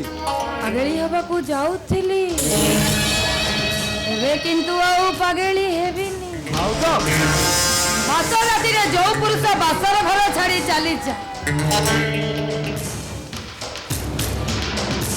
ତାକୁ କଣ କୁହାଯାଏ? ଆମ ଭାଇ ବୋଧେ ତାଙ୍କ ପ୍ରଥମ ପ୍ରେମକୁ ଭୁଲି ନ ପାରି କଣ ଭାବୁଛ? ଆଜି ଭଳି ରାତିରେ ତମ ଭାଇ ନଥିଲେ କଣ ହେଲା? ତମେ ତ ମୋ ପାଖରେ ଅଛ ନା। ଆଜିଠୁ ତମେ ମତେ ଭାଉଜ ବୋଲି ଡାକିବନି। ମାନେ କଣ ବୋଲି ଡାକିବ ତମକୁ? ଅସୀମା। ଭାଉଜ କେବଳ ଅସୀମା ବୋଲି ଡାକିବ। ତମେ କେବଳ ମୋ ଭାଉଜ? ତମେ କିନ୍ତୁ ମୋ ଦିଅର ନୁହଁ। ଆଜି ରାତିରେ ମୁଁ ତମ ସହିତ ଭାତ ରାତି କରିବାକୁ ଚାହେଁ। ପ୍ଲିଜ ଧନ, ତମେ ଏମିତି ରାଗନି।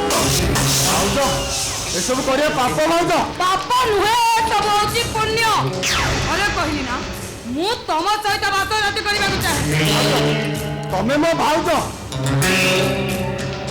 ତମେ ମୋ ମା।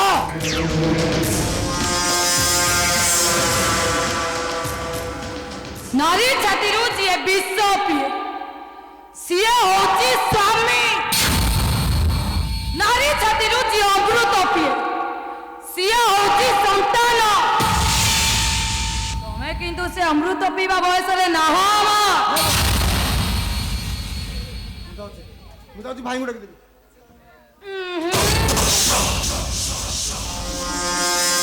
ଆଜି ଭଳି ରାତିରେ ମୁଁ ତମ ପଟୁ କୁଆଡେ ବି ଯିବାକୁ ଦେବିନି।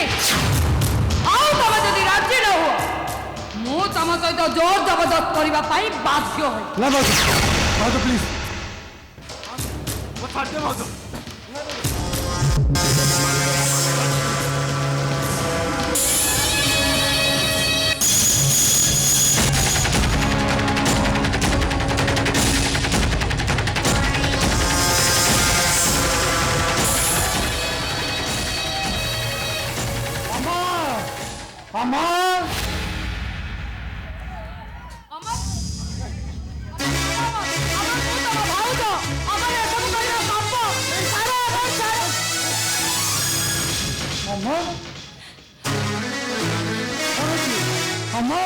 ମୁଁ ଜାଣେ ତମ ଭଳି ଗୋଟେ ଅନ୍ଧ ଅମର କବଳରୁ ମତେ କେବେ ବି ବଞ୍ଚେଇ ପାରିବନି। ମତେ ବଳାତ୍କାର କରି ସାରିବା ପରେ ବାସର ଘର ଛାଡି ଅମର ଚାଲିଗଲେ। ମୁଁ କେବେ ତାକୁ ଛାଡ଼ିବିନି, ଛାଡ଼ିବିନି ମୁଁ କେବେ ଅମରକୁ। ତମେ ତମେ ମୋ ପାଖକୁ ଆସ ସୀମା, ତମେ ମୋ ପାଖକୁ ଆସ। ନାଇଁ, ତମେ ଆଉ କେବେ ମତେ ଛୁଇଁ ପାରିବନି, କେବେ ବି ଛୁଇଁ ପାରିବନି ମତେ। ସୀମା ତମେ ମୋ ସ୍ତ୍ରୀ। ମୁଁ କିନ୍ତୁ ଏଠି କାହା ପାଇଁ ସିନ୍ଦୁର ପିନ୍ଧିଛି? ମୁଁ ତ ନିଜେ ସନ୍ଦେହରେ ପଡି ଯାଇଛି। ତମେ ମତେ ବାହାଇଛ, ମୋ ପାଇଁ ସିନ୍ଦୁର ପିନ୍ଧିଛ। ସୀମା, ସ୍ୱାମୀ ହିସାବରେ ମୁଁ ତମକୁ ସୁରକ୍ଷା ଦେଇପାରିଲିନି। ହେଲେ ହେଲେ ଅମର କଥା ତମେ କାହାକୁ କହିବନି ଆସିବ, କାହିଁକି ନା ଅମର ସବୁବେଳେ ମୋ ଅଇଁଠା ଖାଏ। ଆଉ ସେଇ ଅଇଁଠାରେ ଆମେ ତାକୁ ବିଷ ମିଶାଇ ମାରିଦବା ତାକୁ। ସେଇ ବିଷୟରେ ଅମର ନୁହେଁ, ସେଇ ବିଷୟରେ ଅନ୍ଧଟା ମରିବ। ସୀମା, ପୁରାଣ କଥା ଯଦି ସତ ହୋଇଥାଏ ତାହେଲେ ସେଦିନ ସ୍ୱୟଂ ଦେବରାଜ ଇନ୍ଦ୍ର ଗୌତମ ଋଷିଙ୍କ ବେଶରେ ଆସି ଅହଲ୍ୟାଙ୍କ ସହିତ ସମ୍ପର୍କ ରଖିଥିଲେ, ଯାହାକୁ ବଳାତ୍କାର ବୋଲି କୁହାଯାଏ। ଆଉ ଯୋଉଥିପାଇଁ ଗୌତମ ଋଷିଙ୍କ ଅଭିଶାପରେ ସେ ଅଭିଶପ୍ତ ପଥର ପାଲଟି ଯାଇଥିଲେ। ପ୍ରଭୁ ପୁରୁଷୋତ୍ତମ ରାମଚନ୍ଦ୍ରଙ୍କ ଛୁଆରେ ସେ ପୁଣି ପଥରରୁ ଅହଲ୍ୟା ପାଲଟି ଯାଇଥିଲେ। ମୋ ପାଖରେ ମଣିଷ ପଡ଼ିଆ ଅଛି, ମାନବିକତା ଅଛି। ମୋର ବିଶ୍ୱାସ ତମେ ମୋ ଛୁଆରେ ପାପମୁକ୍ତ ହେଇଯିବ ପାପମୁକ୍ତ। ନାଇଁ, ଅମର ହଉଛି ତମ ସାନ ଭାଇ। ମୁଁ ଆଉ କେବେ ବି ତମର ହେଇପାରିବିନି କି ତମ ପାଇଁ ତାହେଲେ କାହା ପାଇଁ ତମେ ସିନ୍ଦୁର ପିନ୍ଧିବ? କୁହ ସୀମା କୁହ, ତମ ସିନ୍ଦୁର କୋଉ ସ୍ୱାମୀର?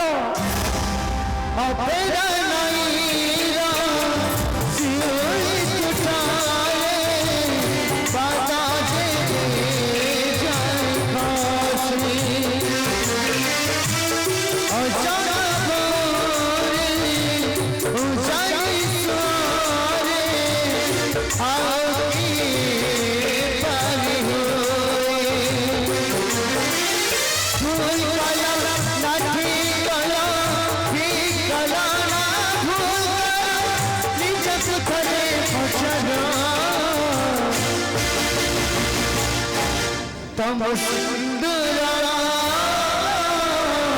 को सारा तम सुंदरा को सारा तम सुंदरा को सारा।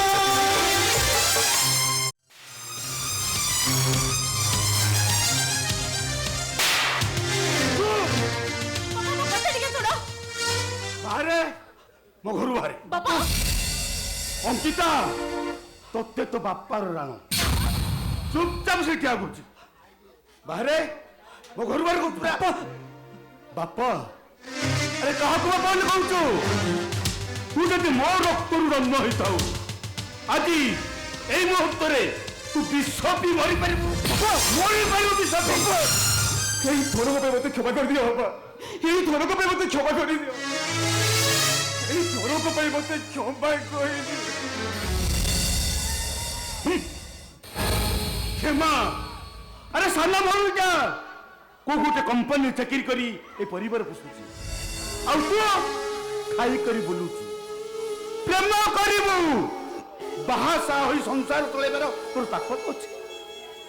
ଆରେ ଘର ଏ ଜାଗା ସବୁ ସାନ ଭଉଣୀ ଟଙ୍କାରେ ହେଇଛି। ତୁ ପୁରା ବଡ ଭାଇ ଆଜି ପର୍ଯ୍ୟନ୍ତ କଣ କରିପାରିଛୁ? ଚାକିରି କରିବା ପାଇଁ କେବେ ଚେଷ୍ଟା କରିଛୁ? ଚାକିରି କରିବା ଉଦ୍ଦେଶ୍ୟରେ କେବେ ଟଙ୍କାଟେ ଖର୍ଚ୍ଚ କରିଛୁ? ସାନ ଭଉଣୀର ବାହାଘର ହବ, ପର ଘରକୁ ସେ ଚାଲିଯିବ, ତା ବିଷୟରେ କିଛି ଜାଣିଛୁ ନା ନାହିଁ? ଏ ଘର ଚଳୁ କି ନ ଚଳୁ, ପ୍ରଥମେ ମୋ ଝିଅ ବାହାର କରିବି, କେବଳ ତୋରି ପାଇଁ। ଆଦିତ୍ୟ ପଟ୍ଟନାୟକ ମୋ ଦୁଆରକୁ ଆସିଲା, 5 ଲୋକରେ ମତେ ଅପମାନ କଲା, ତା ଗୋଡ ହାତ ଧରି ମୁଁ ନେହୁରା ହେଲି। ତୋ ଭଳି ପ୍ରାଙ୍ଗର ପୁଅକୁ ତେଜ ପୁତ୍ର କରିବା କଥା। ତେଜ ତେଜ ପୁତ୍ର।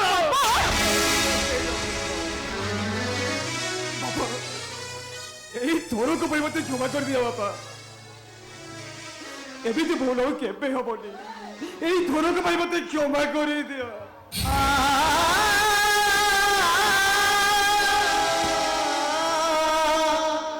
କ୍ଷମା ଚାହୁଁଛୁ ତ? ଗୋଟିଏ ସର୍ତ୍ତରେ ମୁଁ ତତେ କ୍ଷମା କରିପାରେ। ମୁଁ ରାଜି ବାପା, ତୁମର ସବୁ ସର୍ତ୍ତରେ ମୁଁ ରାଜି। ଆଜି ଏଇ ମୁହୂର୍ତ୍ତରେ ମୋ ଆଖି ସାମ୍ନାରୁ ଚାଲିଯା।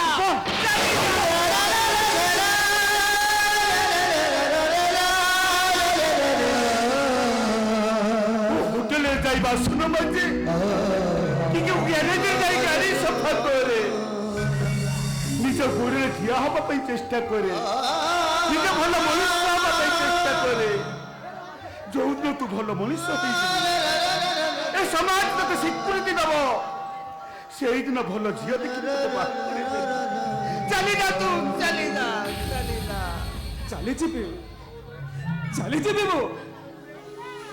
ସେଦିନ ରାମଚନ୍ଦ୍ର ପିତୃ ସତ୍ୟ ପାଳି 14 ବର୍ଷ ବନବାସ ଯାଇଥିଲେ, ହେଲେ ଦଶରଥଙ୍କର 4ଟା ପୁଅ ଥିଲେ।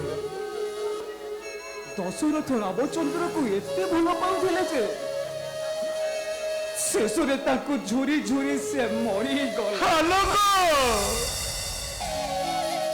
ମୁଁ ତ ତମର ଗୋଟିଏ ବୋଲି ପୁଅ, ତମେ ମତେ ଯେ କେତେ ଭଲ ପାଉନଥିବ। ତମ ପୁଅ କଥା କେବେ କେବେ ଝୁରି ହବନି ବାପା, ଝୁରି ଝୁରି ନିଜର କିଛି କ୍ଷତି କରିଦବନି।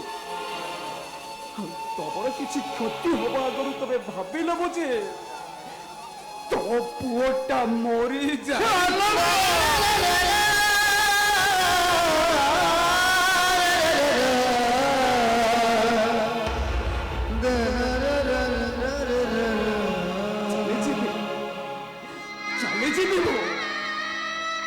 ठीक अच्छे बाहर मोर के काम अच्छी मु बाहर फिरला बेलू तू जेमिति बापा बापा बापा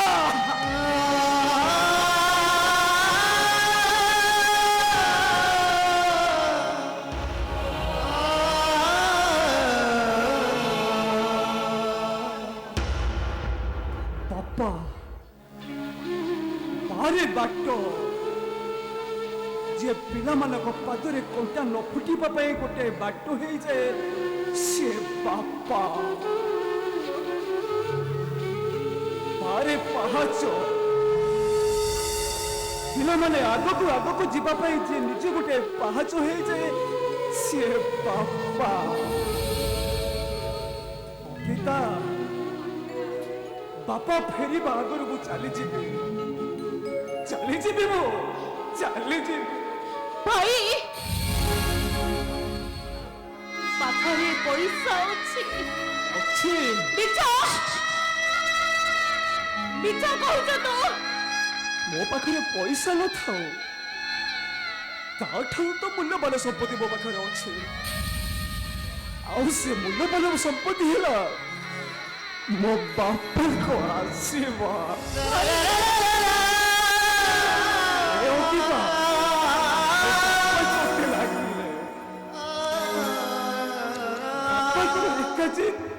आग तो बाहाघर करिवे मु जदि तो बाहाघर को आसी न पारिले तू केबे मन दुख करी बोले आ मु जेबे आसीबे आग जाई तो सासू घरे पहुंची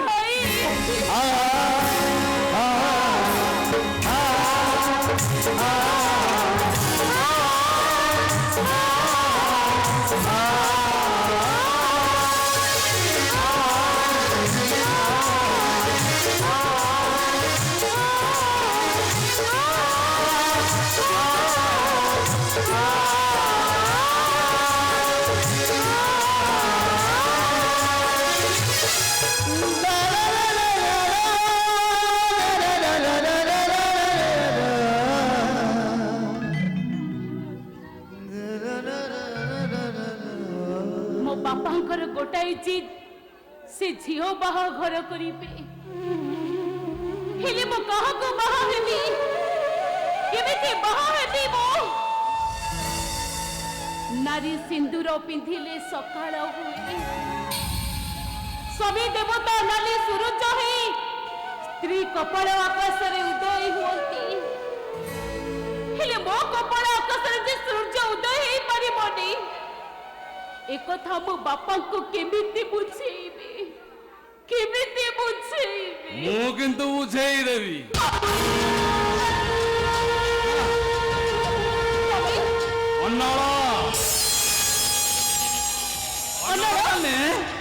निया अनेलु समस्ते कहती मु कुआडे कुतु दे चले नाय नाय नाय नाय मु चले नि अंकिता एमती चले चले मारी कौन दरकार थिला कौन दरकार थिला ए अनेलु तते मो फोन कली तू रिसीव कलुनी आशा को बाध्य होली औ तू जदि एमती मन दे घरे रही जीवु मो बेपार चलिबो केमिति सुनो से बच्चे काम करिबेनी बोली मु निष्पत्ति नै सरिची मु रसगोल्ला कथा कहूचु मेरी नाइन मो छाती भितरे कंटा बाजे टिन टिन मो छाती भितरे कंटा बाजे टिन टिन धंदावाली धंदा न करी कौन ए साड़ी शंका सिंदूर पिंधि संसार करू एमिति कले ए संसार हसीबनी मु तो ତମକୁ ହାତ ଯୋଡୁଛି ସେ ଧନ୍ଦା ମୁଁ କରିପାରିବିନି ତମେଠୁ ଚାଲି ଯାଅ ତମେ ଯିବିନି ମୁଁ ଯିବିନି କଣ କରିବୁ ଶୁଣେ ଏଇ ଭଲରେ କହୁଛି ଏଥିରେ ମୁଁ ଶାଢୀ ଶଙ୍ଖା ସିନ୍ଦୁର ଆଣିଛି ଏଇ ପୁପି ଆଉ ମୋ ସାଥିରେ ତୁ ଧନ୍ଦା କରିବାକୁ ଚାଲ ନାଇଁ ଅଡଳ ବାବୁ ନାଇଁ ମୁଁ ପାରିବିନି ମୁଁ ମତେ ସେଥିରୁ ମୁକ୍ତି ଦିଅ ମତେ ମୁଁ ଅନ୍ନଳ ମାନେ ନିଆଁ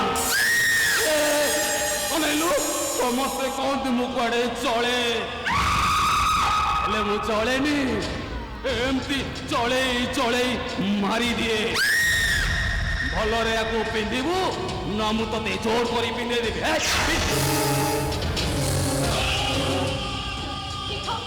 ବାପା ବର୍ତ୍ତମାନ ଘରେ ନାହାନ୍ତି ସେ ହୁଏତ ସେ ପହଞ୍ଚି ଯିବେ ଆଉ ଏସବୁ କଥା ଜାଣି ସାରିଲା ପରେ ପାଗଳ ହେଇ ମରିଯିବେ ମୋ ବାପା ବାବା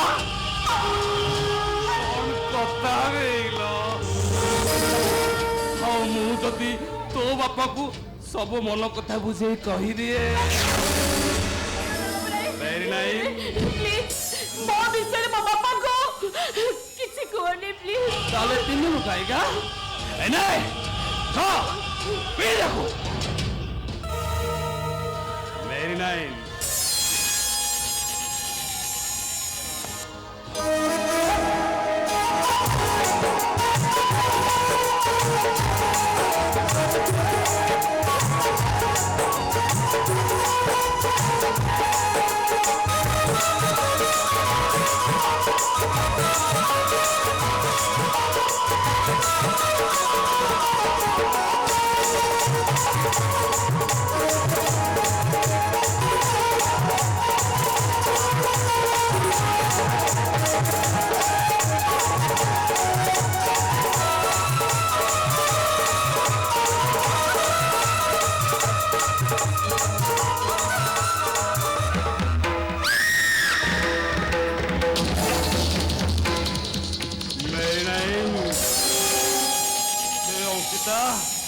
तू केड़े सुंदर लगुच मो बेपार पे तो पूरा फूल उपयुक्त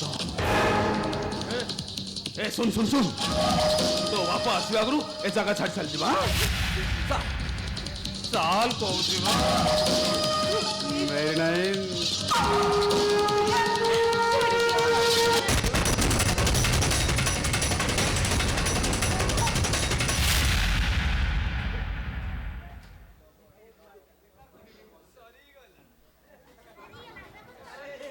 किए तो मनी कौन किसी कहूनी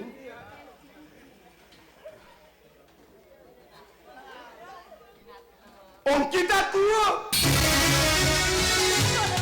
चलो तो अब एक चली जा खाली तो कन्ना कन्ना बापा कही दे जीवा ना नले बापा मन खराब करबेनी बुझिले बापा ये तो मझियो अंकिता टी अंकिता ए साड़ी ए शंखा ए सिंदूर मु बाहरी सारी बापा बर तमे ठीक करबा पूर्वर मु मो मनर मनीष को बाहरी सारी मो किंतुर ए स्वामीर बापा ए केते मिछ कथा कहू तो तम जो मिछ कहूची ताहा मिछ कथाटा कहूची कंचा मिछ कथा गोटा कहूची ए अनेलु तो बापा को जी सब सत कथा कह देबी तो एठी को जम्मा आसीउनी ए बापा ये तम जो ए साड़ी ए हाथ रे शंखा ए माथा रे सिंदूर ए सब होस तार ड्यूटी इन फॉल ए सब बिंदी से ड्यूटी करबो जाए कहीं आजिकल पुलिस रो भय थाए तो ए होटल से होटल जाई देह वैसा करबा आजिका दिन को निरापद तरीका हाँ हाँ हाँ और तम झियो ए होटल से होटल जाई देह वैसा करछि और ता प्रति बदले तम झियो टंका रोजगार करछि तम झियो गोटे चरित्रहीन तम झियो गोटे बारंगना ए सब जानि सारला परे ତମେ ତମ ଝିଅର ବାହାଘର କରିବ କେମିତି?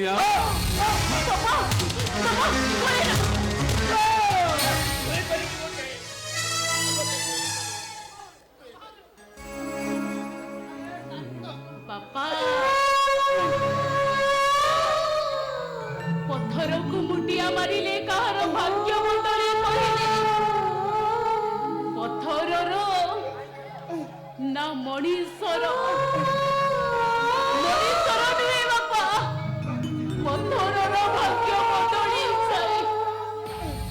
ପଥରଟା ସିନା ଠାକୁର ହେଇଯାଏ, ହେଲେ ମଣିଷର କପାଳ ଲେଖା କେବେ ବଦଳିନି ବାପା, କେବେ ବଦଳିନି। କନ୍ୟାଦାନ ମହାପୁଣ୍ୟ, କନ୍ୟାଦାନ କରି ପୁଣ୍ୟ ଅର୍ଜନ କରିବା ତମ ଭାଗ୍ୟରେ ନାହିଁ ବାପା। କି ସେ ଭାଗ୍ୟ ମୁଁ ତମକୁ ଦେଇପାରିଲିନି ବାପା, ସେ ଭାଗ୍ୟ ମୁଁ ତମକୁ ଦେଇପାରିଲି।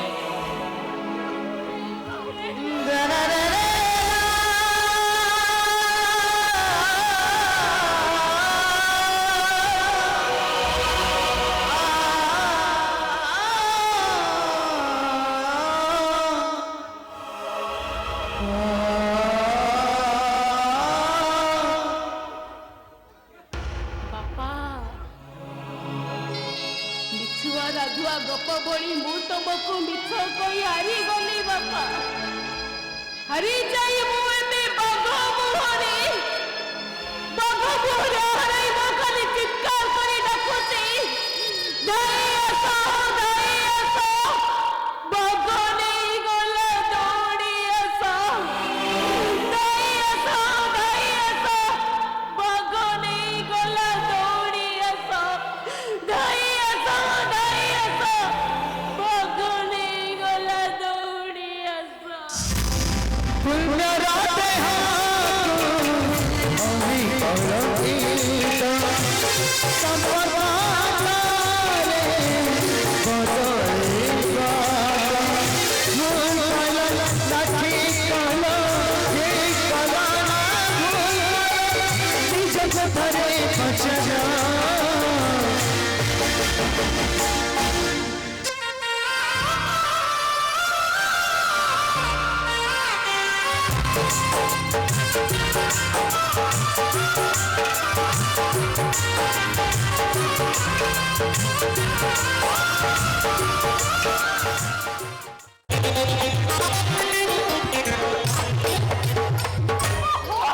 ମଣିଷ ବଞ୍ଚିଗଲା। ସେ 17 ଟଙ୍କା ମତେ ଯୋଉଠି ଦେଖୁଛି ଖାଲି ତକିଆ କଥା କହୁଛି। ତକିଆ ତ ବେଡ୍ ପାଖରେ ପଡିଛି, ସେ ମତେ ସେ କଥା କାହିଁକି କହୁଛି? ଇଲୋ ମାଲୋ, ସେ ତକିଆ କଥା କହିଲେ ମତେ ଯୋଉ ଲାଜ ଲାଗୁଛି। ଛତରା ଅଭଦ୍ର କୋଠିକାର। ତମେ ଏଠି କାହିଁକି ଆସିଛ? ଏଇଟା ତ ଆମ ଘର। ତକିଆ ତକିଆ ଦିଅ। ତକିଆ? କୋଉ ତକିଆ? ବାସର ରାତିର ତକିଆ। ମୁଁ କଣ କଲି? ତମେ ତାକୁ ସେଇଠି ଲୁଚେଇ ରଖିଛ। ଏଇଟା ଏମିତି ଛତରା ଅଭଦ୍ର। ତମେ ଏଠି ଯିବ ନା ମୁଁ ବାପାଙ୍କୁ ଡାକିବି? ଡାକୁନା, କିଏ ମନା କରୁଛି? ଡାକ। ଖୁଦ କଥାଟା ଗାଡି ନାଗାରେ ପଇସା ଲାଗଲେ ଭଲ। କଣ କରିବ? କଣ କରିବ ତମେ? କଣ କରିବି? କଣ କରିବି? ମୁଁ ରେପ କରିବି। ମାନେ ଦୁଷ୍କର୍ମ।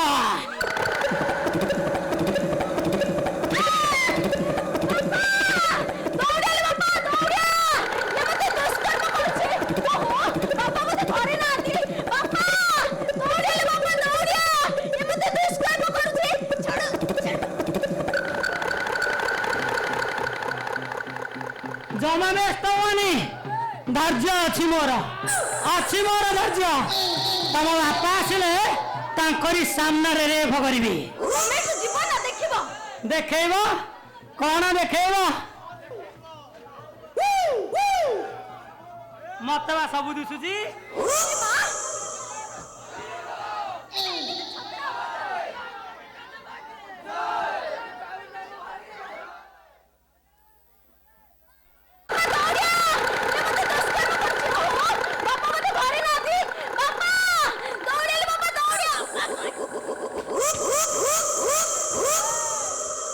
ବ୍ୟସ୍ତ ହୁଅନି, ତମେ ବ୍ୟସ୍ତ ହୁଅନି, ଧୈର୍ଯ୍ୟ ଅଛି ମୋର, ଅଛି ମୋର ଧୈର୍ଯ୍ୟ।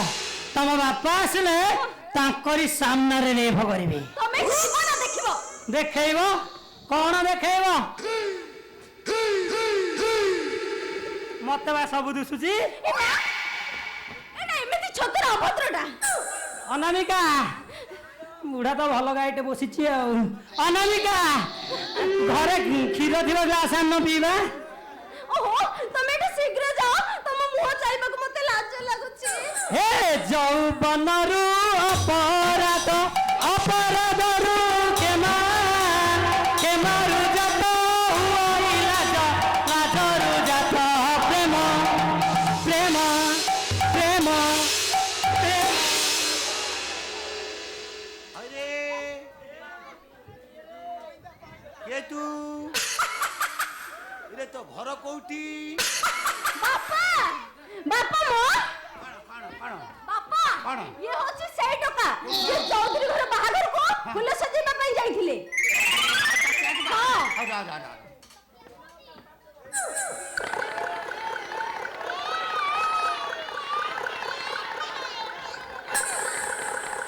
रे हाँ तो ये सही टोका रे हे तोर एठी काम कोन ତମ ଝିଅକୁ ପଚାର।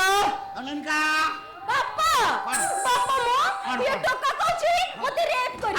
ପୁଣି ଆପଣଙ୍କ ସାମ୍ନାରେ, ଆପଣଙ୍କ ସାମ୍ନାରେ ରେଫ କରିବି। मो सामने मो जोग तू रेप करी ରେଫ କରିବି। तू जानचु ना मु किए କିଏ?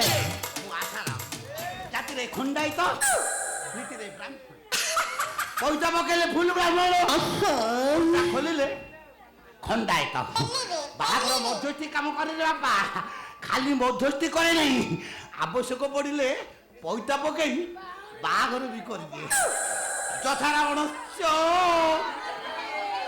মন্দোদরী যথা রামস্য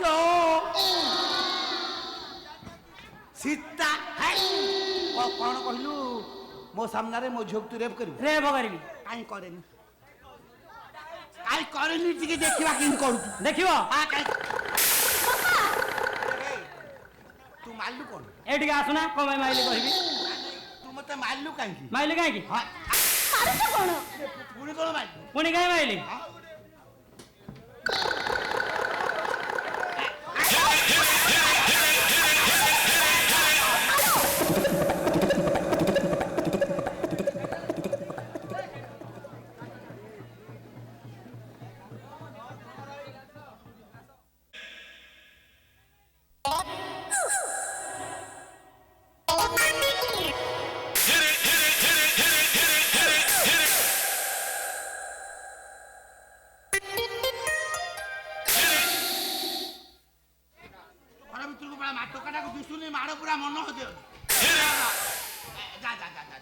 ଘର ଭିତରୁ ଗଲେ କବାଟଟା ପୁରା ଭାଙ୍ଗି ଦେବି।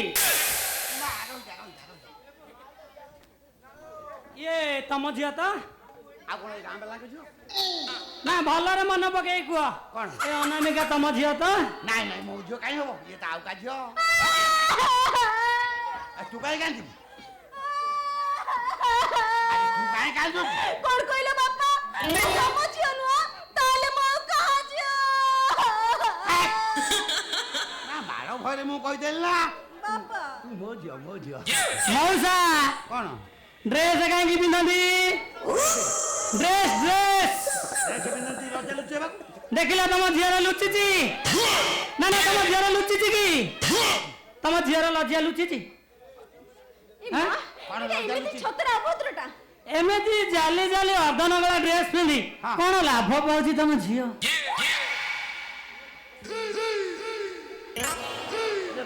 କଣ ଡ୍ରେସ କଣ ଜାଲି ଜାଲି ମୁଁ ତ କିଛି ବୁଝିପାରୁନି ନା ନା ଜାଲି ଜାଲି ଅର୍ଦ୍ଧନଗଳା ଡ୍ରେସ୍ ପିନ୍ଧି କଣ ଲାଭ ପାଉଛି ତମ ଝିଅ କହିଲ ଟିକେ? ସମସ୍ତେ ପିନ୍ଧୁଛନ୍ତି ସେ ପିନ୍ଧିଲା ତାହେଲେ ତ କାହାକୁ ଦେଖିବାକୁ ମନା ନାହିଁ ତାହେଲେ ରେପ କରିବାକୁ କାଇଁ ମନା କରୁଛ? ଅର୍ଦ୍ଧନଗଳା କରି ଝିଅକୁ ବାହାରକୁ ଛାଡିଦବ। ରେପ ହେଲେ କହିବ କଣ ନା ମୋ ଝିଅକୁ ରେପ କରିଦେଲେ। ତ ଏଇପରି ଅର୍ଦ୍ଧନଗଳୀ ଝିଅଙ୍କ ପାଇଁ ରାସ୍ତାରେ କେତେ ଆକ୍ସିଡେଣ୍ଟ ହଉଛି, କେତେ ଦୁର୍ଘଟଣା ଘଟୁଛି।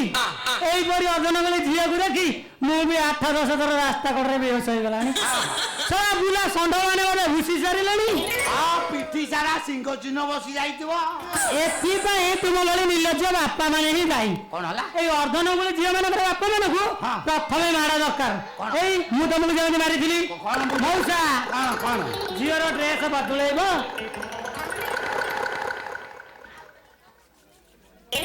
ମାଡ ଖାଇବ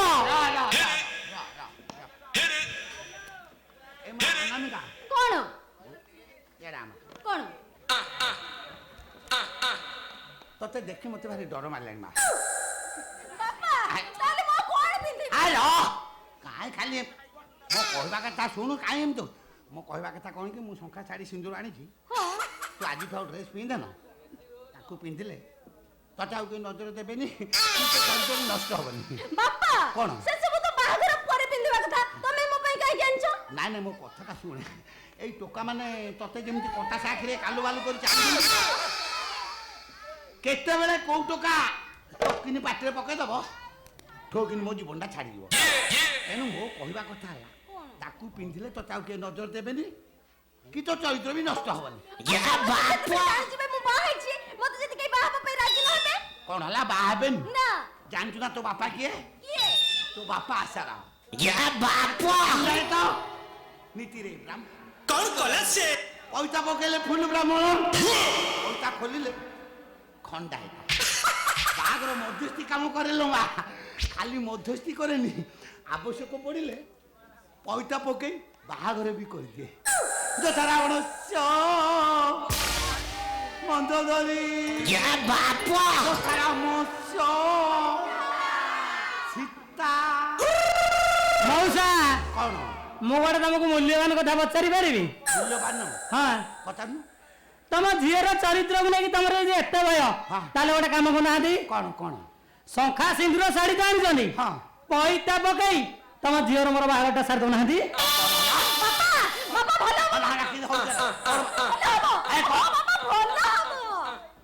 ମୁଁ ତ ଘରକୁ ଯିବି ବାଣ ବସେଇବି ଘରକୁ ଯିବି ବାଣ ବସେଇବି ଦେବେ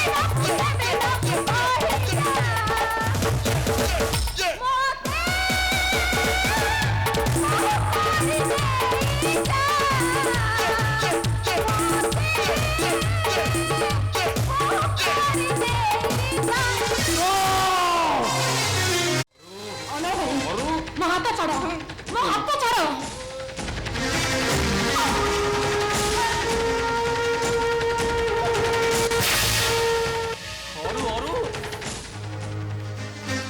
ତୁ ସେମିତି ହ ନା ଆରେ ଦେଖ ଘରେ ସମସ୍ତେ ଗାଧୁଆଗାଧି କରୁଛନ୍ତି କେହି କେହି ମନ୍ଦିର ପୂଜା କରୁଛନ୍ତି ଆମେ ଟିକେ ଲୁଡୁ ଖେଳିବା ଲୁଡୁ ଖେଳ ତ ଜଣା ନାହିଁ ନା ମୁଁ ତତେ ଶିଖେଇବି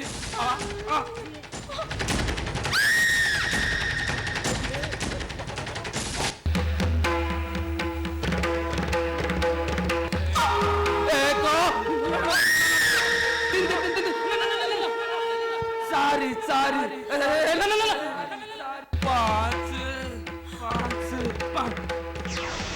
अंकटा पड़गला भाई तमे एठू शीघ्र पळाओ घरे समस्त अछंती ता छडा तमे काहे कि मो पछरे पड़िछ कहलो वेरी नाइस अरुआ चाउल दुब सबु बंधु पछके कटि जाओ मोरलो तो साथरे थाउ हाबो अनल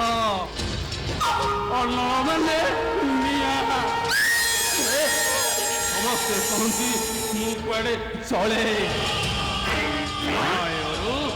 मु जलेनी एमती चले चले मारी दे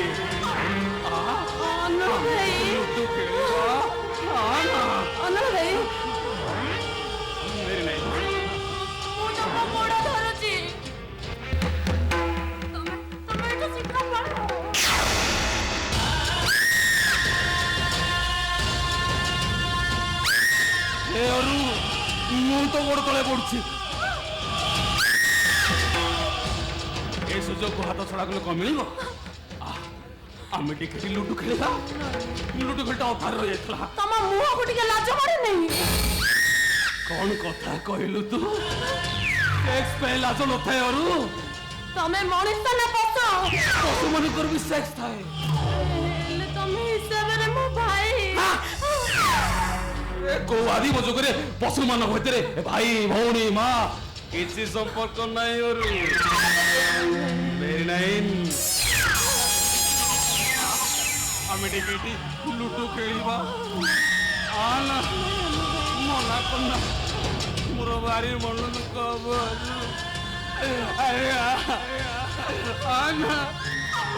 ମୁଁ ତତେ ହାତ ଯୋଡୁଛି ଲୁଡୁ ଖେଳିବା।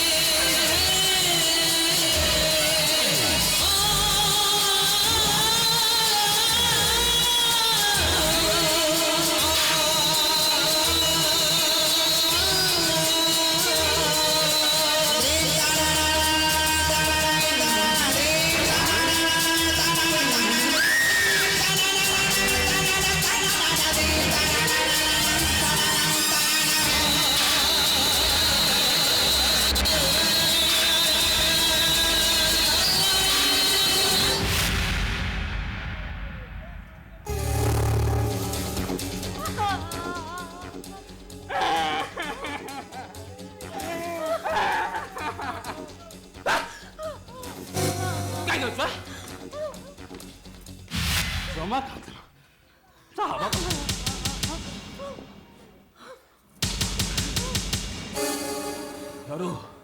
ଦେଖ କବାଟ ମାରୁଛି। ଶୁଣି ବୁଝେ ତ କଣ ନା ନାଇଁ ନାଇଁ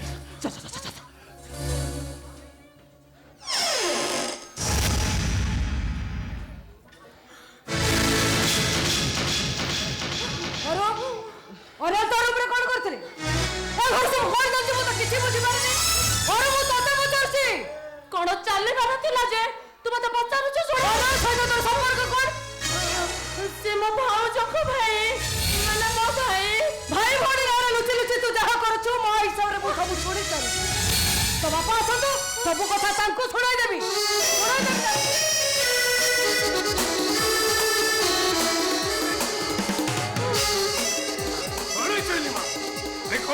ମତେ ନ ପଚାରି ତମ ନେଇ ଝିଅକୁ ପଚାରି ବୁଝ। ବାପା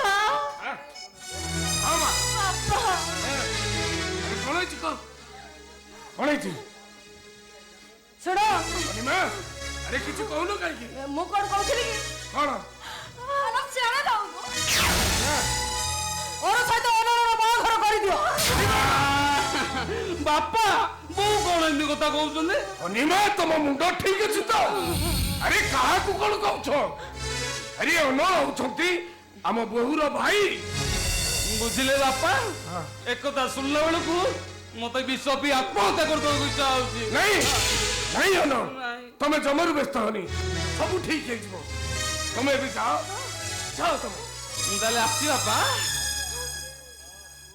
ମୁଁ ଆସିଛି।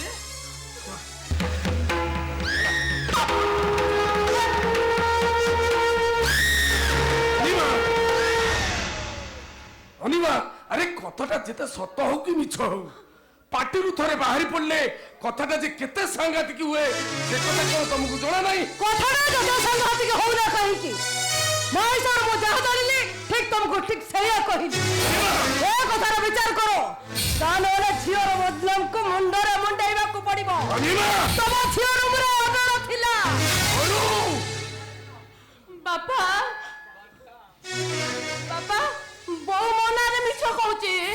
ମୁଁ ସତ କହୁଛି ବାପା, ସେ ଯଦି ମୋ ନାଁରେ ଏମିତି ମିଛ କହିବ ନା, ଆତ୍ମହତ୍ୟା କରିଦେବି ମୁଁ। ଆଲୋ ଆଜି ମରିବୁ ମରି ଯାଉନି। ଅନିମା, ଆରେ ତମକୁ ଅବିଶ୍ୱାସ କରାଯାଇପାରେ, ତମକୁ ହେଲେ ମୋ ଉପରେ, ମୋ ଝିଅ ଉପରେ ମୋର ପୂର୍ଣ୍ଣ ବିଶ୍ୱାସ ଅଛି। ତମ ଝିଅ ଆଉ ଝିଅ ହେଇ ନାହିଁ, ସେଇଟା ଗୋଟେ କୁହଳ ନିୟମ ରଖି ଯାଇଛି। ଅଣ୍ଟି ଭିତରେ ପୁରେଇ ରଖିଲେ ଅଣ୍ଟିଟା ପଡିଯିବ। ଠିକ ଅଛି, ଏବେ କଥାଟା ସତ କଣ ମିଛ କଣ ମୁଁ ତମରି ସାମ୍ନାରେ ପ୍ରମାଣ କରିଦଉଛି। ମୋ ମୁଣ୍ଡ ଛୁଇଁ ଦେଇ କହିଦେଲୁ ମା, ତୁ ମା ଯାହା କହୁଛି ସେ ସବୁ ମିଛ ବୋଲି। ଆରେ ତୁ ତ ସତରେ ଥିବୁ ନା, ଅସୁବିଧା କଣ? ଆରେ ଯାଉନୁ, ତୋ ବାପାଙ୍କ ମୁଣ୍ଡଟା ଛୁଇଁଲେ। ଆରେ ଯାହା ଛୁଇଁ ଦଉନୁ। ମୋ ମୁଣ୍ଡ ଛୁଇଁ ଦେଇ କହିଦେଲୁ ମା, ହଁ ମା।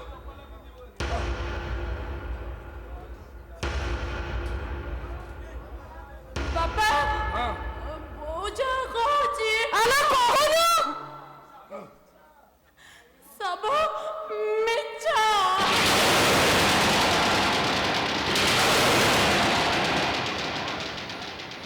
ହେଲେ ଅରୁ, ହେଲେ କଣ କଲୁ ତୁ?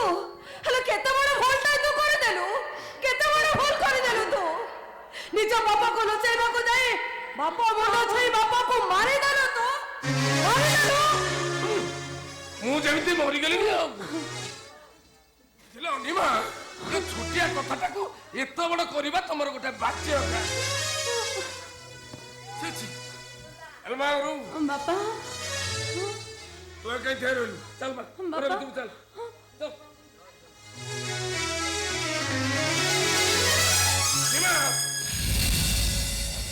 ତମେ ମାଟି, ଆରେ ଭାଇ ଭଉଣୀର ସମ୍ପର୍କକୁ ନେଇ ଏତେ ଖରାପ ଭାବିବ କେମିତି? ଆରେ ତମ ମନରେ ଏତେ ପାପ? ତମେ ତ କେବଳ ବାପ।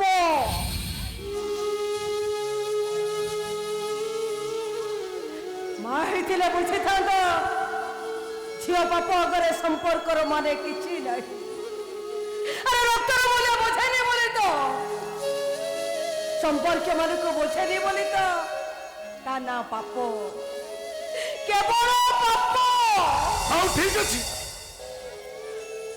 ତମ ମନ ଭିତରେ ଯଦି ପାପ ଛୁଇଁଲେଣି ତାହେଲେ କୋଉଠୁ ଗୋଟେ ଭଲ ପ୍ରସ୍ତାବ ଦେଖି ଆମେ ଆମ ଅରୁର ବାହାଘର କାମ ସାରିଦେବା ହେଲା।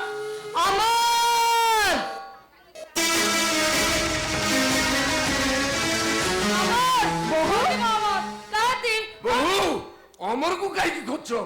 ଅମର ପାଖରେ କାମ କଣ? ଅମର ତ ଏବେ ମୋର ସବୁ କିଛି ବାପା। ସବୁ କିଛି ମାନେ? ହଁ ବୋଉ, ଏ ଶଙ୍ଖା ସିନ୍ଦୁର ଯାହା ବି ମୁଁ ପିନ୍ଧିଛି ଏଥିରେ କେବଳ ଅମରଙ୍କର ହିଁ ଅଧିକାର। ଅମର ହଉଛନ୍ତି ମୋ ଇହକାଳ ପରକାଳର ଦେବତା, ମୋ ସ୍ୱାମୀ ହଉଛନ୍ତି ଅମର। ଏମିତି କଣ କହୁଛ ବୋଉ, ଏମିତି କଣ କହୁଛ? ବାପା, ପୁରୁଷତ୍ୱ ନଥିବା ତମ ବଡ ପୁଅ ଆକାଶ ବାସ ରାତିରେ ବାସର ଘର ଛାଡି ଚାଲିଗଲେ। କାହାକୁ କିଛି ନ ଜଣେଇବା ପାଇଁ ମତେ ବାଧ୍ୟ କରିଥିଲେ।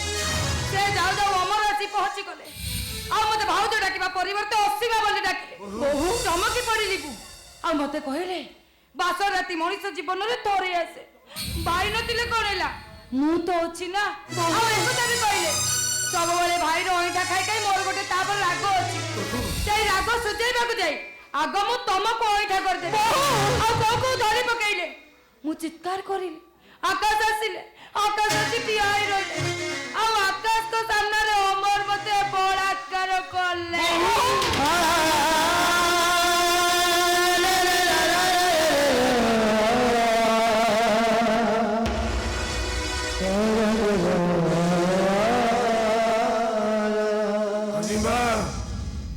ରିସେପସନ ପରଠୁ ଅମରଟା ଯେ କୁଆଡେ ଯାଇଛି ତାର ଠିକ ଠିକଣା ନାହିଁ। 4 ଦିନ ହେଲା କଥାଟା ଲୁଚେଇ ରଖିଥିଲୁ, ମତେ କହୁନଥିଲୁ କାହିଁକି? ସେ ମତେ କାହାକୁ କିଛି ନ କହିବା ପାଇଁ ବାଧ୍ୟ କରିଥିଲି। ଆଜି ଯେତେବେଳେ ନାରୀତ୍ୱ ସତୀତ୍ୱକୁ ନେଇ ମୋ ମନ ଭିତରେ ପ୍ରତିଦ୍ୱନ୍ଦ୍ୱୀ ସୃଷ୍ଟି ହେଲା, ମୁଁ ଆଉ ରହିପାରିଲିନି ବୋଉ, କହିବା ପାଇଁ ମୁଁ ବାଧ୍ୟ ହେଲି। ନମସ୍କାର ସମୁଦି, ନମସ୍କାର ସମୁଦିନୀ। ବାପା,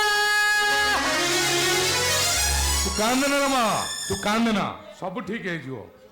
ସମୁଦି, ବନ୍ଧୁ ହିସାବରେ ତମ ଅନ୍ଧ ପୁଅ ସହ ମୋ ଝିଅକୁ ବାହା ଦେଇ ମୁଁ କଣ ଭୁଲ କରିଛି କି? ଆରେ ମୋ ଝିଅର ଏଇ ଦୁଃଖ ଦେଖିବା ପାଇଁ ତମ ଘରେ ମୁଁ ବାହାର କରିଥିଲି। ଯାଇ ଯାଇ ସମୁଦି ଫୋନରେ ମୋ ଝିଅଠୁ ସବୁ କଥା ଶୁଣି ସାରିବା ପରେ ମୋ ପାଦ ତଳୁ ଯେମିତି ମାଟି ଖସିଗଲା। ଆଉ ମତେ ଲାଗୁଥିଲା ମୁଁ ଯେମିତି ଜାଣି ଜାଣି ମୋ ଝିଅକୁ ଗୋଟେ ନର୍କକୁ ଠେଲି ଦେଇଛି। କୁହ ସମୁଦି, ମୋ ଝିଅ ଏବେ ହବ କାହାର ହବ ସେ? ସମୁଦି, ମୋ ବୋହୁ କଥା ଯଦି ସତ ହେଇଥାଏ ଆଉ ଅମର ଯଦି ସେ ଭୁଲ କରିଥାଏ, ତାହେଲେ ମୋ ବୋହୁ ଅମର ସ୍ତ୍ରୀ ହେଇ ମୋ ଘରେ ରହିବେ। ନିଷ୍ପତ୍ତି ତମେ ନେଇପାରିବ, ନିଷ୍ପତ୍ତି ମୁଁ ନେଇପାରିବି। ଅନିମା, ଅସୀମା ହଉଛି ଆକାଶର ସ୍ତ୍ରୀ, ତେଣୁ ଆକାଶ ଯାହା ନିଷ୍ପତ୍ତି ନେବ ସେ ନିଷ୍ପତ୍ତି ମୁଁ ନେଇସାରିଛି ବାବୁ।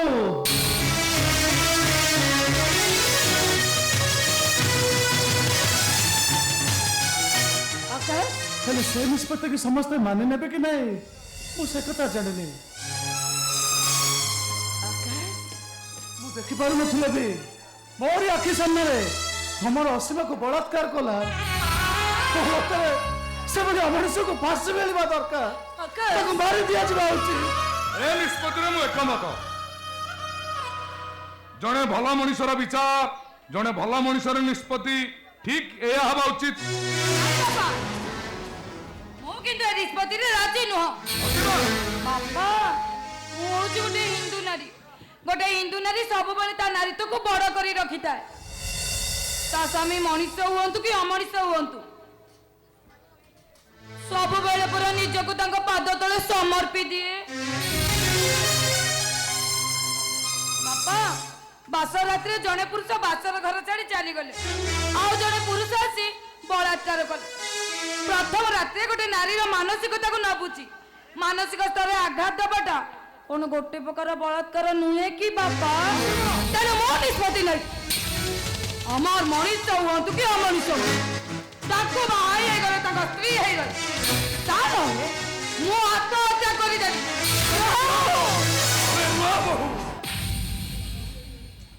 ଅମର ରାଜି ହବାକୁ ବାଧ୍ୟ ହବ, ମୁଁ ତାକୁ ବାଧ୍ୟ କରିବି। ଆଉ ମୋର ବିଶ୍ୱାସ ସେ ନିଶ୍ଚୟ ମୋ କଥା ମାନିବ। ତମେ ବାପ ହେଲେ ମୁଁ ବି ମା। ଏ ଘର ଯେକୌଣସି କଥାର ନିଷ୍ପତ୍ତି ନେବାର ଅଧିକାର ମୋର ଅଛି। ମୋ ପ୍ରତି ହେଇଥିବା ଅନେକକୁ ମୁଁ ଆଦୌ ବରଦାସ୍ତ କରିପାରିବି। ଦରକାର ପଡ଼ିଲେ ମୋର ମୁଁ ରାକ୍ଷସୀ ବନିଯିବି। ଚମଟକୁ ଖାଇବାରେ ବିଷ ଦେଇ ମାରିଦେବି ତାକୁ।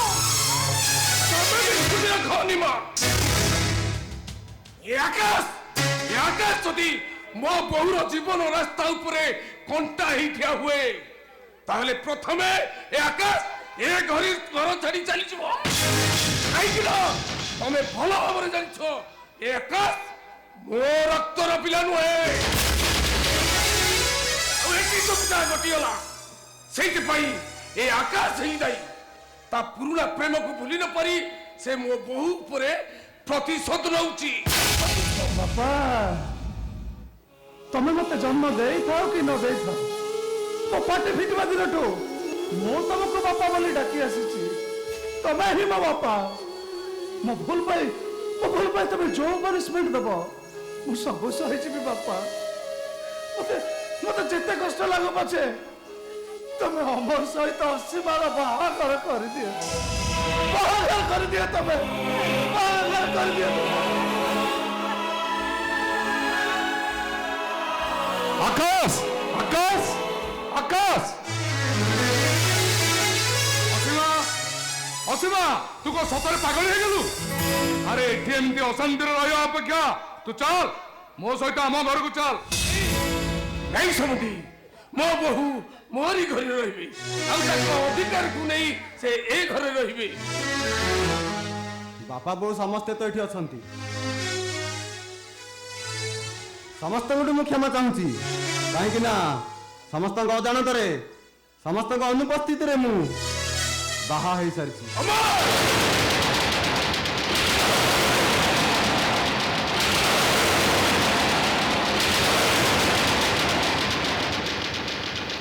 ସେଲ୍ଫି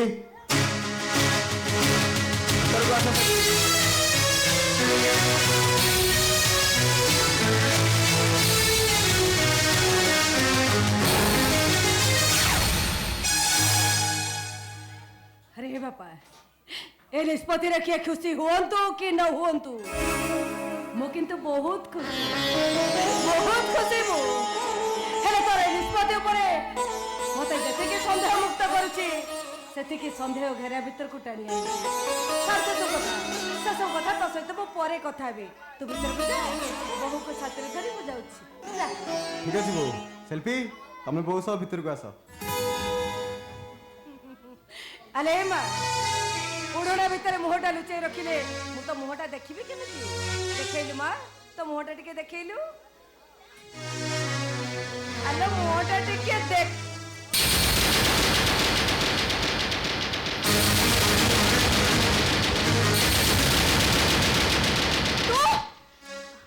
सेल्फी सेल्फी को नहीं तू ऐसे रहा, तू साथी साथ उतर।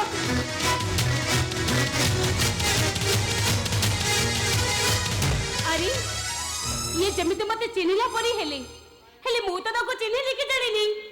अमर अमर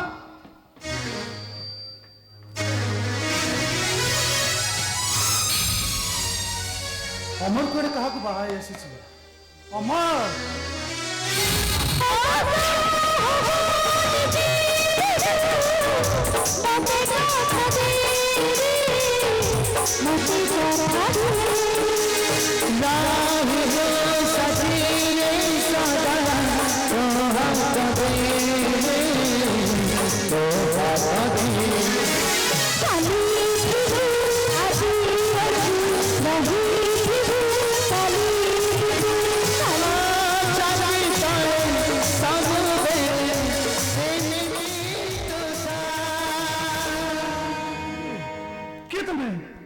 कहून कहीं किए तुम्हें अंकिता अंकिता से ना मैं तो सब कथा कहि सारिछि। ए देख ए फोटो को भलो भाବରେ देख।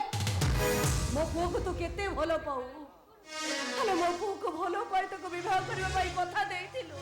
ताको पाठ पढी डॉक्टर कलो हेले तापरे कुआडे हजी गलो जे हजी गलो केवल तोरी पाई मो पुओटा अंध हे जाइछि। सतरे सतरे गुण में अंकिता आसी ना वो अंकिता नुहे वो सेल्फी केवल सेल्फी ताले फोटो से फोटो मो परी हितिबो ताले तुम कंठस्वर आपण को सेमिति लागो थिबो। अब किछि समय एठी रहिली मोड़ा निश्वासी हिचिबी। अमर अमर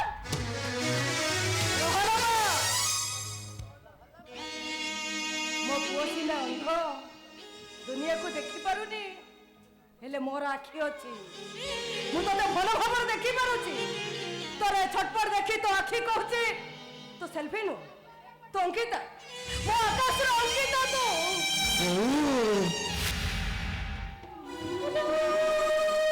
आखि नतले सिना चिन्हा लोक को देखी पड़ेनी हेले चिन्हा लोक निजठू निजरा लागुथिबा लोक को देखी हुए लोक चिन्हे हुए। मो आखि नथिबा आखि रे मो देखी पारुची लोक से मो अंकिता से না সে সেলফি সে মো সেলফি। अमर अब किछि समय एठी रहिली मो पागली हिचिबी मो तमे मो सहित जीवा ना मु एका एका चली देबी। ସମସ୍ତେ ତ ଜାଣି ସାରିଲେଣି ମୁଁ ବାହା ହେଇସାରିଛି ବୋଲି। ଏବେ ମୋର ଏଇଟା କ'ଣ ଦରକାର? ଚାଲ ସେଲ୍ଫି ମୁଁ ତମରି ठीक ସାଙ୍ଗରେ अछि आस ଚାଲ।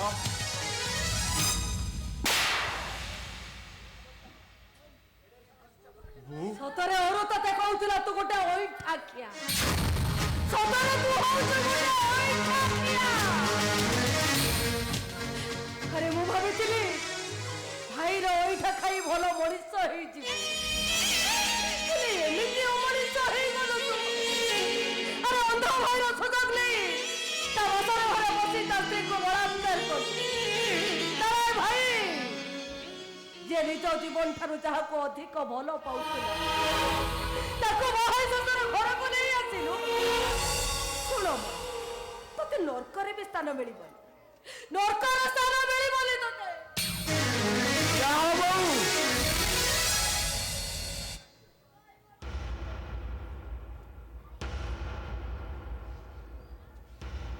ହେ ବୋଉ ତୁ କହିପାରିବୁ ବୋଉ ଏ ଜନ୍ମଟା ଆକାଶରେ ଥାଏ ନା ପାଣି ଭିତରେ ଥାଏ ପାଣି ଭିତରେ ଜହ୍ନକୁ ଦେଖି ଆଖି ଯେତେବେଳେ କଟିଯାଏ ସେତେବେଳେ ସେ ଅନ୍ଧ ହେଇ କହିଲେ ଆକାଶରେ ନାହିଁ ଜହ୍ନଟା ପାଣି ଭିତରେ ଥାଏ ଆଉ ଏ ଆଖି ଯେତେବେଳେ ତକିଯାଏ ମନ ଯେତେବେଳେ ତକିଯାଏ ସେତେବେଳେ ସବୁ ବିଶ୍ୱାସ ଅବିଶ୍ୱାସ ହେଇଥାଏ ଆଉ ସବୁ ସତ ମିଛ ହେଇଥାଏ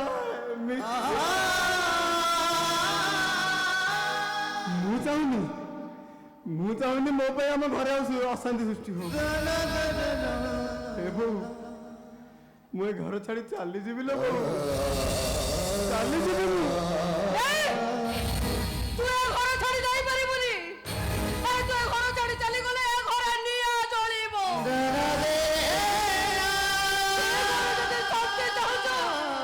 ତାହେଲେ ତତେ ଅସୀମାକୁ ବିବାହ କରିବାକୁ ହବ ମାରି ମାରି ରାଜି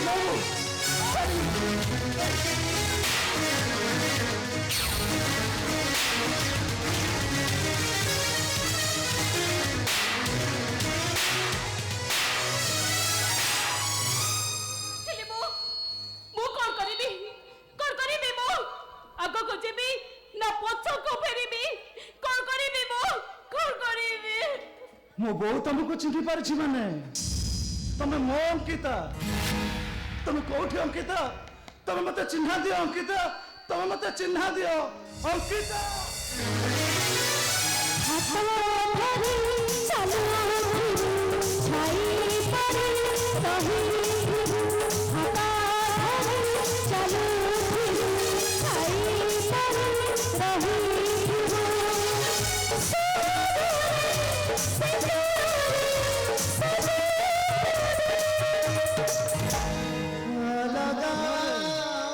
ଅଙ୍କିତା ଛୁଆର ଅନୁଭବ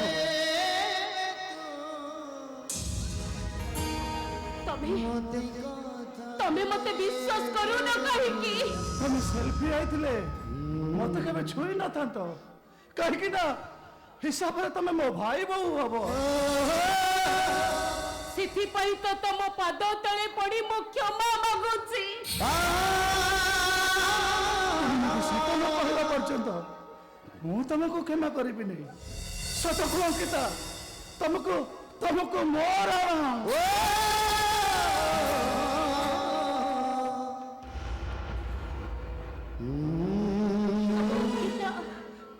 ତମ ଅଙ୍କିତା କଣ ଗୋଟେ ବାରଙ୍ଗନା ଥିଲା ଅଙ୍କିତା ଦେହରେ ଟିକେ ହେଲେ ବି କଳଙ୍କ ନଥିଲା ତାହେଲେ ମୁଁ ତମ ଅଙ୍କିତା ହେବି କେମିତି ଅଙ୍କିତା ମୁଁ ତ ଗୋଟେ ବାରଙ୍ଗନା ଅଙ୍କିତା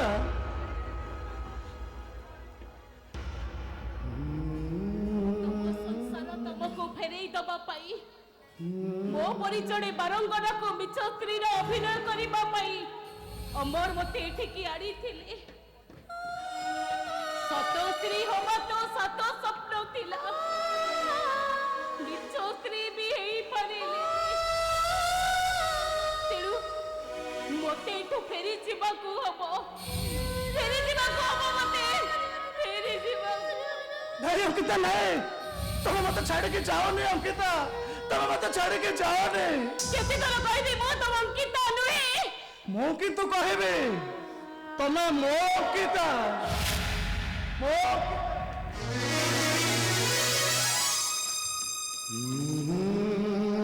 ପଢିବା ବେଳେ ମୁଁ ତମକୁ ଯେତେ ଥର ପଚାରିଛି ଏତେ ଟଙ୍କା ତମେ ଆଣିଲ କୋଉଠୁ ହେଲେ ତମେ ମତେ କିଛି ବି ଆଜି ମୁଁ ଠିକ ଅନୁଭବ କରିପାରୁଛି ମତେ ଡାକ୍ତର କରିବା ପାଇଁ ତମେ ନିଜକୁ ବାରଙ୍ଗନା ସଜାଇ ଦେ ପ୍ରେମ ପାଇଁ ଅନ୍ଧ ହେଇଛି ନିଜକୁ ବାରଙ୍ଗନା କରିଦେଇପାରେ ତା ହୃଦୟରେ ଯେ କେତେ ଭଲ ପାଇବା ଅଛି ଆଜି ମୁଁ ଠିକ ଅନୁଭବ କରିପାରୁଛି ଅଙ୍କିତା ତମେ ବାରଙ୍ଗନା ହେଇନ ମୁଁ ତମକୁ ବାରଙ୍ଗନା କରି ସେଥିପାଇଁ ତମେ ମତେ କ୍ଷମା କରିଦିଅ ଅଙ୍କିତା ତମେ ମତେ କ୍ଷମା କର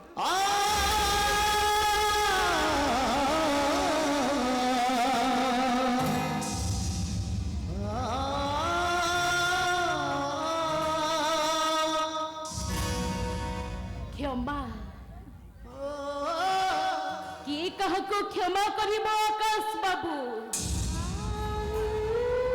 ଦେହ କ୍ଷମା କରିବ ହୃଦୟକୁ ନା ହୃଦୟ କ୍ଷମା କରିବ ଦେହକୁ?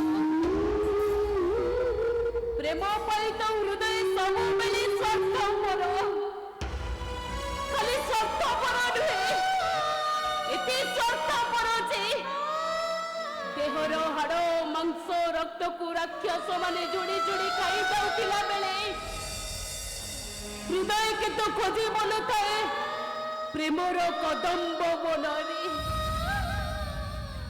ଦେହ ଯନ୍ତ୍ରଣାରେ ଛଟପଟ ହେଉଥିଲା ବେଳେ ହୃଦୟ କିନ୍ତୁ ପ୍ରେମିକକୁ ଡାକି ଖୋଜି ବୋଲୁଥାଏ ପ୍ରେମର ନରରେ। ଅବଶ୍ୟ ଦେହ ବିଶ୍ରାମ ଖୋଜୁଥିଲା ବେଳେ ହୃଦୟ କିନ୍ତୁ ଖୋଜି ବୋଲୁଥାଏ ସ୍ୱପ୍ନର ତାଜମହଲ। ଯେତେ ସ୍ୱାର୍ଥପର ହେଲେ ବି କିନ୍ତୁ ହୃଦୟକୁ ଛାଡ଼ି ରହିପାରିବନି, କାହିଁକି ନା ହୃଦୟକୁ ଛାଡ଼ି ସେ ବଞ୍ଚି ପାରିବନି, ବଞ୍ଚି ପାରିବନି, ସେ ବଞ୍ଚି ପାରିବନି।